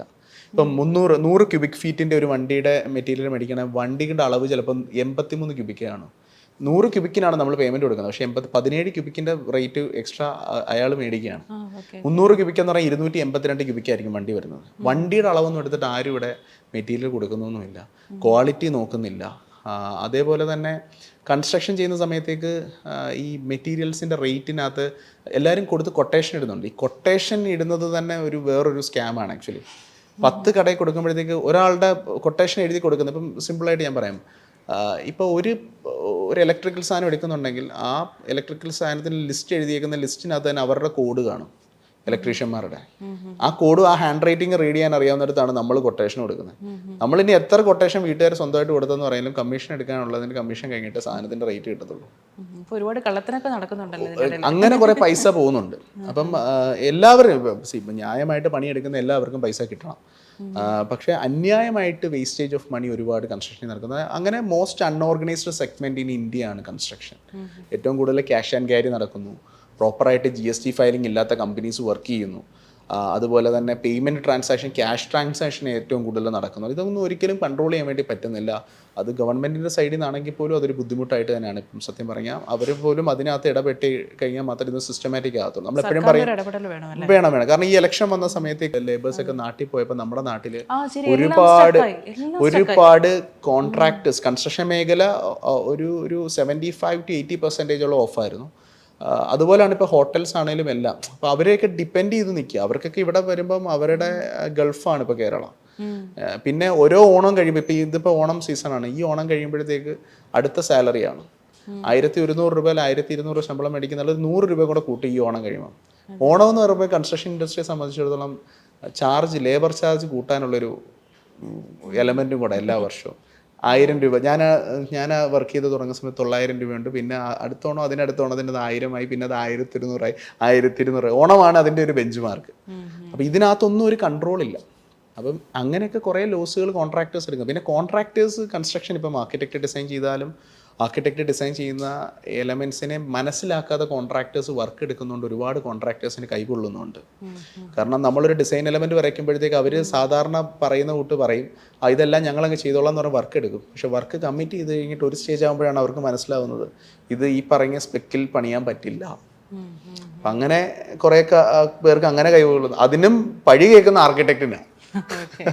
കാരണം അയാളുടെ ഇങ്ങനെ വരച്ച് തന്നുകൊണ്ടല്ലേ ഇങ്ങനെ സംഭവിച്ചതെന്നാ പറയുന്നത്. പിന്നെ അയാൾക്ക് ആ കുറ്റം കേൾക്കണം. അത് കസ്റ്റമറുടെ ആവശ്യം അനുസരിച്ച് നമ്മളൊരു കസ്റ്റമൈസേഷൻ ചെയ്താൽ അതും വേറെ എങ്ങും മേടിക്കാൻ കിട്ടത്തില്ല. അപ്പോൾ അതുകൊണ്ട് വരുന്ന ഒരു വിഷയമാണ്. ഇപ്പോൾ നമ്മളിപ്പോൾ എല്ലാവരും ഈ ജെൻസികളുടെ ഒരു കാലമാണല്ലോ ഇത്. അപ്പോൾ അവരുടെ ഒരു തോട്ട് പ്രോസസ്സൊക്കെ വളരെ ഡിഫറെൻ്റ് ആണ്. പക്ഷേ ഇപ്പം മിലേനിയൽസ് വീട് പണിയാൻ പോകുമ്പോൾ അവരെപ്പോഴും പ്രാഥമികമായി നോക്കുന്ന ഒരു കാര്യമാണ് ഈ വാസ്തു എന്ന് പറയുന്നത്. അപ്പം ഈ വാസ്തുവിൻ്റെ പിന്നിൽ എന്തെങ്കിലും ശാസ്ത്രമുണ്ടോ? ഈ ആർക്കിടെക്ട്സ് വാസ്തു നോക്കി പ്ലാൻ ഡിസൈൻ ചെയ്യാറുണ്ടോ? അതിൽ വിശ്വസിക്കുന്നുണ്ടോ ഈ വാസ്തുവിൽ? ഞാൻ വാസ്തുവിൽ വിശ്വസിക്കുന്നുണ്ട്. അത് പേഴ്സണൽ ഒപ്പീനിയൻ ആണ് ഓരോരുത്തർ. അതൊരു അന്ധവിശ്വാസം അങ്ങനെയൊക്കെ പലരും പറയാറുണ്ട്. അത് ഡിപ്പെൻസ് ആണ്. ഇപ്പം ബേസിക്കലി വാസ്തുശാസ്ത്രം എന്ന് പറയുന്നു. അതുപോലെ ആർക്കിടെക്ട്സിനെ മലയാളത്തിൽ പറയുന്ന വാസ്തുശില്പികൾ എന്നാണ്. ഓക്കെ. അപ്പോൾ ഞങ്ങൾ ചെയ്യുന്ന വീടുകളല്ലേ വാസ്തുശില്പികൾ എന്ന് പറയുന്ന ഒരു ടേം അല്ലെ ഒരു എലമെൻറ്റ് യൂസ് ചെയ്തിട്ട് പറയുമ്പോൾ നമ്മൾ ഈ കാറ്റിൻ്റെ ദിശയും സൂര്യൻ വരുന്നത്, സൂര്യൻ്റെ പ്രകാശം, ലൈറ്റ് ആൻഡ് വെന്റിലേഷനാണ് മെയിൻ എലമെൻറ്റ്സ് നമ്മൾ കോറായിട്ട് നമ്മൾ യൂസ് ചെയ്യുന്നത്. പിന്നെ നമ്മുടെ നാട്ടിൽ ഇപ്പോൾ കേരളത്തിലെന്ന് വെച്ചാൽ സ്പിരിച്വാലിറ്റി ബേസ് ചെയ്തിട്ടുള്ള ഒരുപാട് എലമെൻറ്റ്സ് ഉണ്ട്. ഇപ്പോൾ ഒരു അമ്പലം, പല വീടുകളിലും ക്ഷേത്രങ്ങൾ കൂടാതെ, ദേവസ്വം ക്ഷേത്രങ്ങൾ കൂടാതെ കുടുംബക്ഷേത്രങ്ങൾ ഒരുപാടുള്ള ഒരു നാടാണ് നമ്മുടേത്. ഈ കുടുംബക്ഷേത്രങ്ങളടുത്ത് പലയിടത്തും നാഗപ്രതിഷ്ഠകളും അതേപോലെയുള്ള കുരിയാലകൾ ഒക്കെയുള്ള വീടുകളാണ് കൂടുതൽ. അപ്പം അങ്ങനെയുള്ള സ്ഥലങ്ങളിൽ ഈ പണ്ട് കാലത്ത് നിർമ്മിച്ചിട്ടുള്ള 4 കെട്ടുകൾ 8 കെട്ടുകളും അറയും പെരയൊക്കെ ഉള്ള വീടുകളൊക്കെ നിൽക്കാറുണ്ട്. അപ്പം നമുക്കറിയത്തില്ല. ഇപ്പം ഈ ജെൻസി ആയിട്ട് നിൽക്കുന്ന പല ആൾക്കാർക്കും ട്രഡീഷണൽ ആർക്കിടെക്ചറിനെ പറ്റിയോ ട്രഡീഷണൽ ആർക്കിടെക്ചർ എന്ന് പറഞ്ഞ പേപ്പർ ഞങ്ങൾക്ക് BRക്ക് പഠിക്കുന്ന സമയത്ത് പഠിക്കാനായിട്ടുണ്ട്. ക്ഷേത്രങ്ങളുടെ നിർമ്മിതികളെ പറ്റിയിട്ടൊക്കെ ബേസ് ചെയ്തിട്ട് അങ്ങനെ പല സയൻറ്റിഫിക് ആയിട്ടുള്ള പല എലമെൻറ്റ്സ് ഉണ്ട്. കുറേ കാര്യങ്ങളൊക്കെ ശരിക്കും അൺനോൺ ആണ്. ഇപ്പം ഈ പറയുന്നുണ്ട്, അത് മാസ്റ്റർ ഡിഗ്രി ഉള്ളവരും PhD ഉള്ളവർക്ക് പോലും കൺഫ്യൂഷൻ ആയിട്ടുള്ള എലമെൻറ്റ്സ് ഉണ്ട്. പിന്നെ ഇവിടെ there is an energy source. Basically ജാതിക്കും മതത്തിനും അതീതമായിട്ടൊരു എനർജി സോഴ്സ് ഉണ്ടെന്ന് വിശ്വസിക്കുന്ന ഒരാളാണ്. അതിനെ ഒരു യൂണിവേഴ്സൽ എനർജി എന്ന് വിളിക്കാം. അപ്പം ആ എനർജിയെ, ആ ഒരു എനർജിയിൽ വിശ്വസിക്കുന്ന ആൾക്കാരുമുണ്ട്, അതിൽ വിശ്വസിക്കാത്ത ആൾക്കാരുമുണ്ട്. അപ്പം അതിൽ ഏത് കാറ്റഗറിയിൽ പെടും ഈ വീട് വെക്കുന്ന ആളെന്നുള്ളത് ഡിപ്പെൻസ് ആണ്. ഇപ്പോൾ കഴിഞ്ഞ ദിവസം ഞാനൊരു സൈറ്റിൽ പോയ സമയത്ത് ഒരു വീട് റെനോവേഷന് വേണ്ടി ഞാൻ ആ വീട് ചെന്ന് കണ്ട സമയം തൊട്ട് ആ വീട്ടിൽ കയറി ചെല്ലുന്ന കാർ പോർച്ചിൻ്റെ തൊട്ട് റൈറ്റ് സൈഡിൽ തന്നെ ടോയ്ലറ്റിൻ്റെ വെന്റിലേഷൻ നമ്മൾ കാണുന്നത്, ടോയ്ലറ്റുമാണ് കാണുന്നത്. അപ്പം വീടിൻ്റെ ദർശനം എന്ന് വെച്ചാൽ വടക്കോട്ടാണ്, വടക്ക് കിഴക്കേ മൂലയ്ക്കാണ് ഈ ടോയ്ലറ്റ് കാണുന്നത്. നേരെ കയറി നമ്മൾ ചെല്ലുമ്പോൾ കാണുന്നുണ്ട്. അകത്തേക്ക് കയറിക്കുമ്പോൾ അറ്റാച്ച്ഡ് ടോയ്ലറ്റ്സ് ഒന്നും ഇല്ല. അപ്പോൾ അവർക്ക് ആ വീടൊന്ന് റെനോവേറ്റ് ചെയ്ത് മോഡേൺ ആക്കണം. മകനിപ്പം പുറത്ത് വിദേശത്ത് ഏതൊരു രാജ്യത്ത് ജോലി ലഭിച്ചു. ഇപ്പോൾ ലീവിൽ വന്ന സമയത്താണ് വിളിക്കുന്നത്. അപ്പം നമ്മളവിടെ ചെന്ന സമയത്ത് തന്നെ പറഞ്ഞു, തെക്കേപ്പുറത്തേക്ക്, വീടിൻ്റെ തെക്ക് വശത്തേക്ക് ഒരു ടോയ്ലറ്റ്സും എടുക്കാൻ പാടില്ല, അവിടെ ഉള്ള സെപ്റ്റിക് ടാങ്ക് ഞങ്ങൾ മാറ്റി, ഒരു വാസ്തുവിൻ്റെ ആൾ പറയും. അപ്പോൾ ഈ വാസ്തു 14 ജില്ലയിൽ, ഇപ്പോൾ കേരളത്തിൽ സംബന്ധിച്ച് ഈ ബിൽഡിംഗ് റൂൾ മാറ്റണമെന്ന് പറയുന്നത് പോലെ തന്നെ ഓൾറെഡി മാറിയ ഒരു സിലബസാണ് വാസ്തുവിൻ്റെ സിലബസ്. 14 ജില്ലയിലും 14 ടൈപ്പ് ഓഫ് വാസ്തു സിലബസാണ് ഫോളോ ചെയ്തുകൊണ്ടിരിക്കുന്നത്. അതിപ്പോൾ ഒരു കോലിൻ്റെ കണക്കാണെങ്കിലും ഒരു അങ്കുലമാണെങ്കിലും ഈ സെൻറ്റിമീറ്ററിനകത്ത് അളവിനകത്ത് വ്യത്യാസങ്ങൾ വരുന്നുണ്ട്. അപ്പം നമ്മൾ സ്പെസിഫിക്കലി ഡീറ്റെയിൽഡ് ഡ്രോയിങ് വരയ്ക്കുന്ന സമയത്ത് പലപ്പോഴും ഇത് തമ്മിൽ മാച്ച് ആവാതെ വരുന്ന വിഷയങ്ങളുണ്ട്. പല ക്ഷേത്രങ്ങളുടെ, ഇപ്പോഴാണെങ്കിലും അമ്പലങ്ങളുടെ ആണെങ്കിലും നവീകരണങ്ങൾ നടക്കുന്ന സമയത്ത്, ഞങ്ങളുടെ നാട്ടിൽ മുതുകുളത്ത് പാണ്ഡവർകാവ് ദേവീക്ഷേത്രം എന്ന് പറയുന്ന അമ്പലത്തിൽ ഈ പറയുന്ന തൊട്ട് അമ്പലം റെനോവേറ്റ് ചെയ്യാൻ വേണ്ടിയിട്ട് ഓടൊക്കെ മാറ്റിയിട്ട് മറ്റേ കോപ്പറിൻ്റെ വെച്ചിട്ട് റൂഫൊക്കെ ചെയ്യുന്ന രീതിയിലേക്ക് മാറ്റാൻ വേണ്ടിയിട്ടുള്ളൊരു പ്ലാൻ വന്നപ്പോൾ ഞാനായിരുന്നു അവിടെ ഡോക്യുമെൻറ്റേഷൻ പ്രോസസ്. അപ്പോൾ ഞാൻ ഇതുവരെ കേട്ടിട്ടില്ല, എനിക്ക് അങ്ങനത്തെ ഡീറ്റെയിൽ അറിയത്തില്ല. അപ്പോൾ അത് വാസ്തുവിൽ PhD ഉള്ളൊരു സാറായിരുന്നു അന്ന് വന്നിരുന്നത്, തിരുവല്ലയെന്നോ മറ്റും. അപ്പോൾ അദ്ദേഹം വന്ന് പല എലമെൻസും പറയുമ്പോൾ ഞാൻ എൻ്റെ ഡൗട്ട് ചോദിക്കുമ്പം പുള്ളി പറയുന്ന റെസ്പോൺസിൽ നിന്നും എനിക്ക് പറയാം, okay, it is A logical thing. എന്നുവെച്ചാൽ ഇപ്പോൾ ഒരു വിഗ്രഹം വെക്കാനായിട്ട്, അല്ലെങ്കിൽ ബലിക്കൽപുര, ഇപ്പോൾ അമ്പലത്തിലേക്ക് നമ്മൾ കയറി ചെന്ന് കഴിയുമ്പോഴത്തേക്ക് ക്ഷേത്രത്തിനകത്തേക്ക് കയറുന്ന സമയത്തേക്ക് അവിടുത്തെ ഒരു എലമെൻ്റ് ഉണ്ട്. മിക്കവാറും ക്ഷേത്രങ്ങളിലെല്ലാം നമ്മൾ കയറുമ്പോൾ ഇപ്പോൾ പുതിയതായിട്ട് നവീകരിച്ച് വരുന്ന ക്ഷേത്രങ്ങളിലെല്ലാം വലിയ കട്ടളകൾ വെക്കുന്നുണ്ട് അമ്പലങ്ങളിനകത്ത്. പക്ഷേ ട്രഡീഷണൽ ആയിട്ടുള്ള അമ്പലങ്ങളിൽ നമ്മൾ പോയി നോക്കിയാൽ മതി, നമ്മൾ ചെല്ലുമ്പോൾ തന്നെ നമ്മളിങ്ങനെ തല കുനിച്ചിട്ട് ആണ് നമ്മൾ കട്ടളയ്ക്കകത്തോടാണ് നമ്മൾ അകത്തേക്ക് കാലെടുത്ത് വെച്ച് നമ്മൾ പിന്നെ ചെല്ലുന്ന ഒരു ഓപ്പൺ സ്പേസിലേക്കാണ്. അപ്പോൾ അതെന്ന് വെച്ചാൽ നമ്മൾ പുറത്തുനിന്ന് വരുന്ന ബുദ്ധിമുട്ടുകൾ കൊണ്ടോ നമ്മുടെ വിഷമങ്ങൾ കൊണ്ടോ നമ്മളൊരു ഇമോഷണൽ ആയിട്ട് നമ്മളവിടെ വന്നൊന്ന് ബെൻഡായി, നമ്മളൊന്ന് താഴേക്ക് നോക്കി ബെൻഡ് ചെയ്ത് നമ്മൾ അകത്തേക്ക് കയറിയ പിന്നെ നമ്മൾ കാണുന്ന ഒരു ഓപ്പൺ സ്പേസ്, ഓപ്പൺ സ്കൈയും അവിടുത്തെ പ്രതിഷ്ഠയും വിഗ്രഹവും ഒക്കെയാണ്. അപ്പം ഇതൊരു ചെറിയ എലമെൻറ്റാണ്. അപ്പം അതുപോലെ തന്നെയാണ് വാസ്തുശാസ്ത്രത്തെ സംബന്ധിച്ചിടത്തോളം ഇപ്പോഴും സോഷ്യൽ മീഡിയയിൽ ഏറ്റവും കൂടുതൽ അങ്ങോട്ടും ഇങ്ങോട്ടും ചർച്ചയും തർക്കവും ഒക്കെ നടക്കുന്നുണ്ട്. കുറേ പേര് ഈ പറഞ്ഞ വാസ്തു നോക്കാതെ വീട് വെക്കുകയാണെങ്കിൽ മരണം സംഭവിക്കും, ദുർഭരണം സംഭവിക്കും, എപ്പോഴും വീട്ടിൽ കലഹമായിരിക്കും, അങ്ങനെയൊക്കെ പറഞ്ഞു കേട്ടിട്ടുണ്ട്. അത് ഓരോരുത്തരുടെ എക്സ്പീരിയൻസ്. ഇപ്പം എൻ്റെ ലൈഫിലെ എക്സ്പീരിയൻസസ് ആയിരിക്കത്തില്ല മേഡത്തിൻ്റെ എക്സ്പീരിയൻസസ്. ഈ വീഡിയോ കണ്ടുകൊണ്ടിരിക്കുന്ന പല ആൾക്കാർക്കും വ്യക്തിപരമായിട്ട് ഓരോ എക്സ്പീരിയൻസസ് കാണും. അപ്പോൾ അതിനകത്ത് നമുക്ക് പറയേണ്ടതെന്ന് വെച്ചാൽ, നമ്മളിപ്പോൾ ഒരു പ്രശ്നം സംഭവിച്ചു കഴിഞ്ഞാൽ നമുക്ക് അതിനെ ലൂപ്പ് ചെയ്തും കണക്ട് ചെയ്തും നമുക്ക് ചെയ്യാൻ വേണ്ടി പറ്റും. ഇപ്പം കർമ്മയിൽ വിശ്വസിക്കുന്ന ആൾക്കാരുണ്ട്. ഇപ്പം നമ്മൾ ഇന്നിപ്പോൾ ഒരു പാപം ചെയ്താൽ നാളെ നമ്മൾ അനുഭവിക്കും എന്ന് പറയും.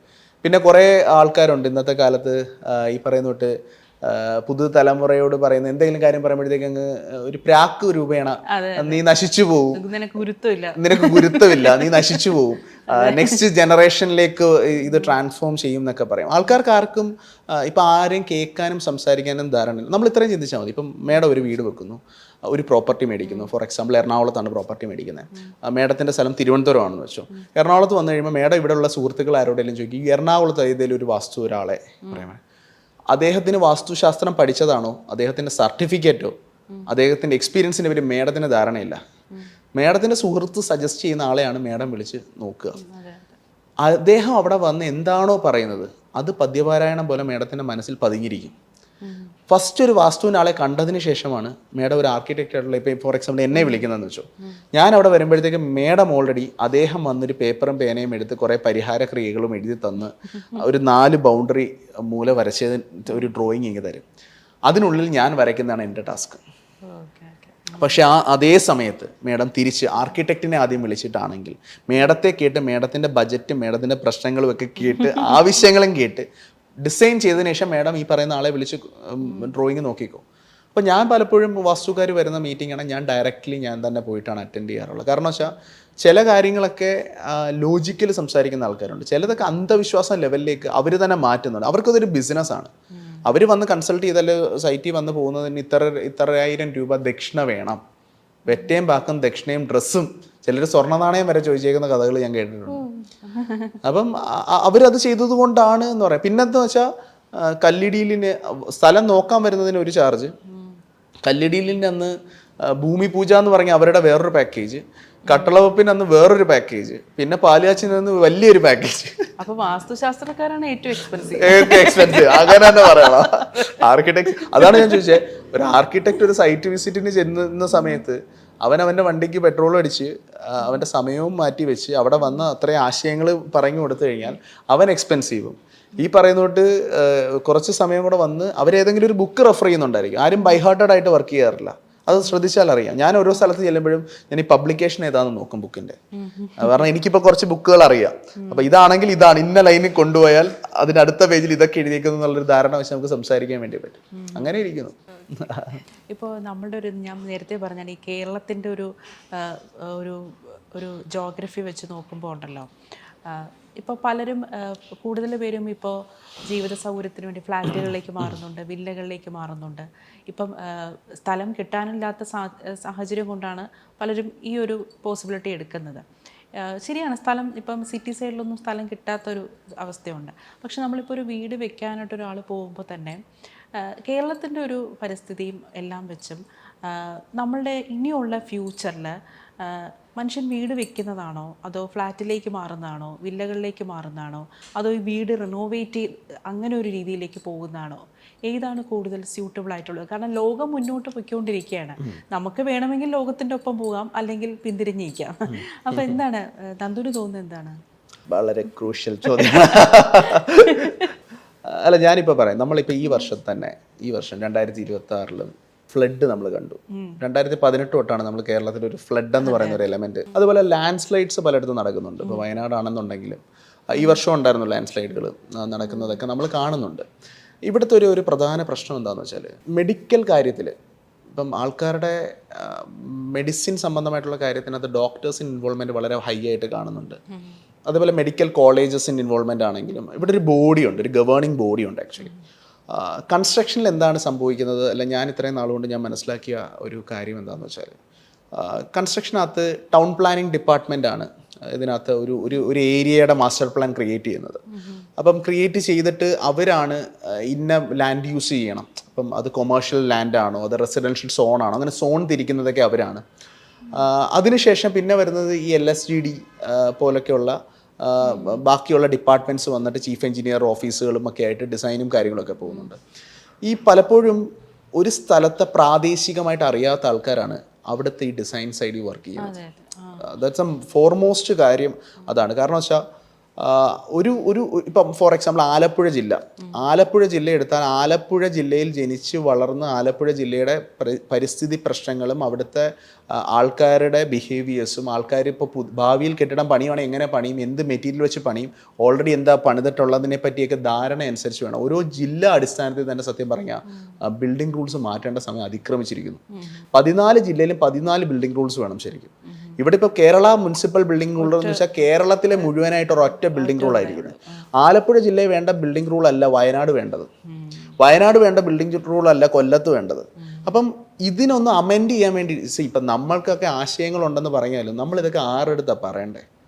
നമ്മളിപ്പോൾ ഒരു പ്രൊജക്റ്റ് ഉണ്ട്. ഇപ്പം ഞാൻ 2019 ചെയ്തിരുന്ന തീസിസ് പ്രൊജക്റ്റ്, 2019 ഞാൻ ചെയ്തിരുന്ന എലിവേറ്റഡ് ഹൈവേയും KSRTC ബസ് സ്റ്റേഷനും പ്രൈവറ്റ് ബസ് സ്റ്റാൻഡും ഒക്കെ കൂടെ ഞാൻ കായംകുളത്ത് 12 വർഷം പഠിച്ചത് കായംകുളം ശ്രീനാരായണ സെൻട്രൽ സ്കൂളിലാണ്. ആ സ്കൂളിൽ പോകുന്ന സമയത്ത് തൊട്ട് എൻ്റെ മൈൻഡിൽ കിടന്നൊരു സാധനത്തെയാണ് ഞാൻ 5 വർഷം BRക്ക് പഠിച്ച് 2014 BRക്ക് നടന്ന് 19 ഞാനത് ഇംപ്ലിമെൻറ്റ് ചെയ്ത് കാണിച്ചു. ഇന്ന് 2026 ആയിട്ടും കായംകുളത്ത് ഇപ്പം സമരം നടക്കുവാണ്, എലിവേറ്റഡ് ഹൈവേ വേണമെന്ന് പറഞ്ഞിട്ട്. 19 ഞാൻ വരച്ച് കാണിച്ചപ്പോൾ ആർക്കും എലിവേറ്റഡ് ഹൈവേ വേണ്ടായിരുന്നു. ഇന്ന് 26 ആയിട്ട് അവിടെ NHന്റെ പണി നടക്കുമ്പോൾ എലിവേറ്റഡ് ഹൈവേ വേണമെന്ന് പറഞ്ഞു. അപ്പം ഞാൻ പറഞ്ഞത് അങ്ങനെ ഇപ്പം എൻ്റെ ഒരു പ്രൊജക്റ്റ് ഹൈലൈറ്റ് ചെയ്ത് പറയുകയല്ല, ഇതുപോലെ തീസിസ് പ്രൊജക്റ്റുകൾ, നല്ല പ്രൊജക്റ്റുകൾ ചെയ്തിരിക്കുന്ന എത്രയോ പ്രൊജക്ട്സ് ഉണ്ട്. അതുപോലെ ഇതൊരു കോമ്പറ്റീഷൻ ലെവലിലേക്ക്, ഇപ്പം എന്നോട് ചോദിച്ച ചോദ്യത്തിൽ നിന്ന് ഞാൻ ശരിക്കും കൂടെ മാറിപ്പോന്നു. ഞാൻ അതിനുള്ള ഉത്തരം ഞാൻ പറയാം. ഇപ്പോൾ ഒരു ബസ് സ്റ്റാൻഡ് അല്ലെങ്കിൽ ഒരു പോലീസ് സ്റ്റേഷൻ അല്ലെങ്കിൽ ഒരു റെയിൽവേ സ്റ്റേഷൻ ഉണ്ടെങ്കിൽ ഇതൊരു കോമ്പറ്റീഷനായിട്ട് എന്തുകൊണ്ട് നടത്തിക്കൂടാ? ഔട്ട് ഓഫ് കേരള ഇങ്ങനെയാണ് നടക്കുന്നത്. Okay okay. ഇപ്പം ഞാൻ 2017 ഇന്റേൺഷിപ്പ് ചെയ്തിരിക്കുന്ന സമയത്തായിരുന്നു Kerala water metro Kochi water മെട്രോയുടെ ഒരു കോമ്പറ്റീഷൻ ഉണ്ടായിരുന്നു. വൈറ്റിലയിലെ ഫെറി ടെർമിനലും ഫോർട്ട് കൊച്ചിയിലെ ഫെറി ടെർമിനലിൻ്റെ ഒരു ഡിസൈൻ കോമ്പറ്റീഷൻ നടത്തി. ഈ ഡിസൈൻ കോമ്പറ്റീഷൻ നടത്തിയപ്പോൾ ഉള്ള അനൗൺസ്മെന്റ് എന്താണെന്ന് വെച്ചാൽ ആ ഡിസൈനിൽ വിൻ ചെയ്യുന്ന കോമ്പറ്റീഷനിൽ വിൻ ചെയ്യുന്ന ആരാണോ അവർക്കൊരു ക്യാഷ് പ്രൈസും അവരുടെ ഡിസൈൻ ആയിരിക്കും അവിടെ ഇംപ്ലിമെൻറ്റ് ചെയ്യുന്നതെന്ന്. ഫോർട്ട് കൊച്ചിയിൽ ഇപ്പോൾ ഇംപ്ലിമെൻറ്റ് ചെയ്തേക്കുന്ന അന്ന് ഫസ്റ്റ് കിട്ടിയേക്കുന്ന ഡിസൈൻ അല്ല, വൈറ്റിലയിലും ഇംപ്ലിമെൻറ്റ് ചെയ്തേക്കുന്ന അന്ന് ഫസ്റ്റ് കിട്ടിയേക്കുന്ന ഡിസൈൻ അല്ല. കോമ്പറ്റീഷൻ നടത്താനായിട്ട് എളുപ്പമാണ്, ചിലപ്പം അവർക്കന്ന് ക്യാഷ് പ്രൈസ് കിട്ടിക്കാണും. അതിന് വേണ്ടിയിട്ട് എത്രയോ ദിവസം എത്രയോ ആർക്കിടെക്ട്സും എത്രയോ ഡിസൈൻ ടീമും അതിന് വേണ്ടിയിട്ട് സൈറ്റിൻ്റെ ഫീസിബിലിറ്റി നടത്തി അവിടെ പോയി. ഞാൻ പോയി നിന്ന് വൈറ്റില ഹബി ബസ് എണ്ണിയിട്ടുണ്ട്, എത്ര ബസ് വരുന്നുണ്ട്. കാരണം അല്ലാതൊരു ഡേറ്റ കിട്ടാനില്ല. നമ്മളിപ്പോൾ ആരുടെ പോയിട്ടൊരു ഡേറ്റ ചോദിക്കും, നമ്മളൊരു സ്ഥലത്ത് പോയിട്ട് നമ്മൾ ആ സ്ഥലത്തെ പറ്റി നിന്ന് പഠിക്കണം, എന്നിട്ടേ നമുക്ക് അതിൻ്റെ ഡിസൈനിനെ പറ്റി ചിന്തിക്കാൻ പറ്റത്തുള്ളൂ. അപ്പം ഇങ്ങനത്തെ പ്രശ്നങ്ങൾ ഉള്ളത് കൊണ്ട് തന്നെയാണ് ഇപ്പം കൺസ്ട്രക്ഷൻ ചെയ്യുമ്പോഴത്തേക്ക് വെള്ളം പൊങ്ങുന്ന സ്ഥലത്ത് കെട്ടിടം പണിയുമ്പോൾ ഇങ്ങനെ പണിയണം എന്ന് പറയും. ജില്ലാ അടിസ്ഥാനത്തിൽ റൂൾസ് മാറ്റണം. അല്ലാതെ നമ്മൾ ഫിക്സഡ് ആയിട്ടുള്ള ഒരു റൂള് വെച്ചുകൊണ്ടിരുന്ന് കഴിഞ്ഞാൽ കാര്യമില്ല. പിന്നെ രണ്ടാമത്തെ കാര്യം നമ്മൾ പറയുന്നുണ്ട്, നമ്മുടെ ലോകത്ത് പല ടെക്നോളജീസ് വരുന്നു. ഈ ഇപ്പോൾ ഓട്ടോമേഷനാണ് ഏറ്റവും കൂടുതലായിട്ട് നടന്നുകൊണ്ടിരിക്കുന്ന കാര്യങ്ങൾ. കൺസ്ട്രക്ഷനെ സംബന്ധിച്ചിടത്തോളം ഇപ്പോഴും സ്മാർട്ട് എന്ന് പറയുന്നൊരു പുതിയ സോഫ്റ്റ്വെയർ ആക്കി. സങ്കേതം എന്ന് പറയുന്നൊരു സോഫ്റ്റ്വെയർ ആയിരുന്നു പെർമിറ്റ് എടുക്കാൻ വേണ്ടി. കേരളത്തിൽ പറഞ്ഞു കഴിഞ്ഞാൽ വിശ്വസിക്കത്തില്ല, കേരളത്തിലെ പല പഞ്ചായത്ത് ഓഫീസിലിരിക്കുന്ന അസിസ്റ്റൻറ്റ് എഞ്ചിനീയർമാർക്കും അതുപോലെ ഓവർസിയർമാർക്കും ഇപ്പോഴും സ്മാർട്ട് സോഫ്റ്റ്വെയർ യൂസ് ചെയ്യാൻ അറിയത്തില്ല. അതോറിറ്റിയിലിരിക്കുന്നവർക്ക് അറിയത്തില്ല. ഓൾ ഓഫ് എ സഡൻ അങ്ങ് ഒരു ഉദ്ഘാടനം നടത്തുന്നു, പ്രഖ്യാപനം നടത്തുന്നു, കേരളം ഇനി ഡിജിറ്റൽ ആക്കുന്നു എന്ന് പറയുന്നു. സ്മാർട്ട് ഫോൺ വന്നിട്ട് ഇന്ന് നമ്മുടെ വീട്ടിലൊക്കെ പല അമ്മൂമ്മമാർക്ക് അല്ലെ അമ്മമാർക്കും ഇപ്പോഴും സ്മാർട്ട് ഫോണിനകത്ത് എങ്ങനെ കോൾ അറ്റൻഡ് ചെയ്യണമെന്ന് അറിയാതെ പേടിച്ച് നിൽക്കുന്നുണ്ട്. ഇതേപോലെ പല ഉദ്യോഗസ്ഥരും പകച്ചു നിൽക്കുക. ഓരോ പ്രൊജക്റ്റിനകത്തും വേണ്ട ആൾക്കാർ അതാത് തസ്തികകളിൽ ഇരിക്കാത്തതുകൊണ്ട് വരുന്ന പ്രശ്നങ്ങളുണ്ട്. ഓക്കെ, ഇപ്പോൾ എല്ലാ കാര്യത്തിനകത്തും നമുക്ക് ഓടി ശ്രദ്ധിക്കാൻ പറ്റത്തില്ല. എല്ലാ ജില്ലയിലും എവിടെയെങ്കിലും ഒരു അപകടം സംഭവിക്കുമ്പോഴാണ് നമ്മളെല്ലാം അതിനെപ്പറ്റി സംസാരിക്കുന്നത്. അപ്പോൾ പിന്നെ വീട് പണിയുന്നതാണോ അപ്പാർട്ട്മെന്റ് പണിയുന്നതാണോ ചോദിച്ചത്, അപ്പാർട്ട്മെന്റും വില്ലകളും ഇതുപോലെ റിനോവേറ്റ് ഡിപ്പെൻസ് ആണ്. അവരുടെ ബഡ്ജറ്റ് അനുസരിച്ചിട്ട് വേണം ഒരു വീട് പണിക്ക്. കാര്യം ഞാൻ പലപ്പോഴും കണ്ടിട്ടുണ്ട്, എൻ്റെ 1-2 ക്ലയൻസ് വന്ന സമയത്ത് ഒരാൾ പറഞ്ഞ രസകരമായ സ്റ്റേറ്റ്മെന്റ്, ലോൺ എടുത്തിട്ട് എങ്ങനെയും പണിയാണ് ബ്രോ, വീട് പണിതതിന് ശേഷം വേണം എനിക്ക് കല്യാണം കഴിക്കാൻ. കല്യാണം കഴിച്ചിട്ട് വൈഫ് ഹൗസിൽ നിന്ന് എന്തെങ്കിലും കിട്ടും, അതെടുത്തിട്ട് വേണം എനിക്ക് ലോൺ അടച്ച് തീർക്കാനെന്ന് പറഞ്ഞ ചിന്താഗതിയുള്ള ആൾക്കാർ വരെ ഉണ്ടായിരുന്നു. നമ്മുടെ നാട്ടിൽ നമ്മളിപ്പം 100 നല്ല കാര്യങ്ങൾ 100 പ്രൊജക്റ്റ് സക്സസ്ഫുള്ളി കംപ്ലീറ്റഡ് ആണെങ്കിലും ഏതെങ്കിലും ഒരു പ്രൊജക്റ്റ് നമ്മൾ ഓൺ ടൈം കംപ്ലീറ്റ് ചെയ്തിട്ടില്ലെങ്കിൽ ആൾക്കാർക്ക് അറിയേണ്ട ഈ ഒരൊറ്റ പ്രൊജക്റ്റാണ്. നെഗറ്റിവിറ്റി. പിന്നെ anything is good for publicity എന്ന് പറയുന്ന ഒരു സാധനം ഉണ്ട്. നെഗറ്റീവ് ആണെങ്കിലും പോസിറ്റീവ് ആണെങ്കിലും അതിനെ കറക്റ്റായിട്ട് ചാനലൈസ് ചെയ്ത് കഴിഞ്ഞാൽ അതിനകത്ത് പ്രശ്നമൊന്നുമില്ല. അപ്പാർട്ട്മെന്റിനകത്ത് താമസിക്കാൻ ഇപ്പം ഞാൻ എറണാകുളത്തേക്ക് വന്ന സമയത്ത് ഞാനൊരു അപ്പാർട്ട്മെന്റ് എടുത്ത സമയത്ത് അച്ഛനെയും അമ്മയും വീട്ടിൽ നിന്ന് കൊണ്ടുവന്ന് ഇവിടെ നിർത്തുമ്പോൾ അവരെ സംബന്ധിച്ച് അവർക്ക് മുറ്റത്തിറങ്ങി നടക്കണം. പേരൻസിന്റെ ഒരു ഇഷ്ടം അനുസരിച്ചിട്ടാണ് കൂടുതൽ ആൾക്കാർ. എല്ലാവരും കമ്മ്യൂണിറ്റിക്ക് അത് നിൽക്കണം എന്നില്ലായിരിക്കാം. അപ്പോൾ പുറത്തിറങ്ങി നിൽക്കണം എന്നുള്ളൊരു ആഗ്രഹമുള്ള ആൾക്കാരുണ്ട്. പിന്നെ കുറേ ആൾക്കാർക്കെന്ന് വെച്ചാൽ അവരുടെ അച്ഛൻ അല്ലെങ്കിൽ അമ്മ ആയിട്ട് താമസിച്ചിരുന്ന വീടല്ല അപ്പൂപ്പൻ അമ്മൂമ്മയായിട്ട് താമസിച്ചിരുന്ന വീടിനെ പ്രിസർവ് ചെയ്യണമെന്ന് ആഗ്രഹമുള്ള ആൾക്കാരുണ്ട്. അപ്പം ഇതെല്ലാം തീരുമാനമെടുക്കണമെങ്കിലും നമ്മുടെ ക്യാഷ് ഫ്ലോയെ പറ്റി നമുക്കൊരു ഐഡിയ വേണം.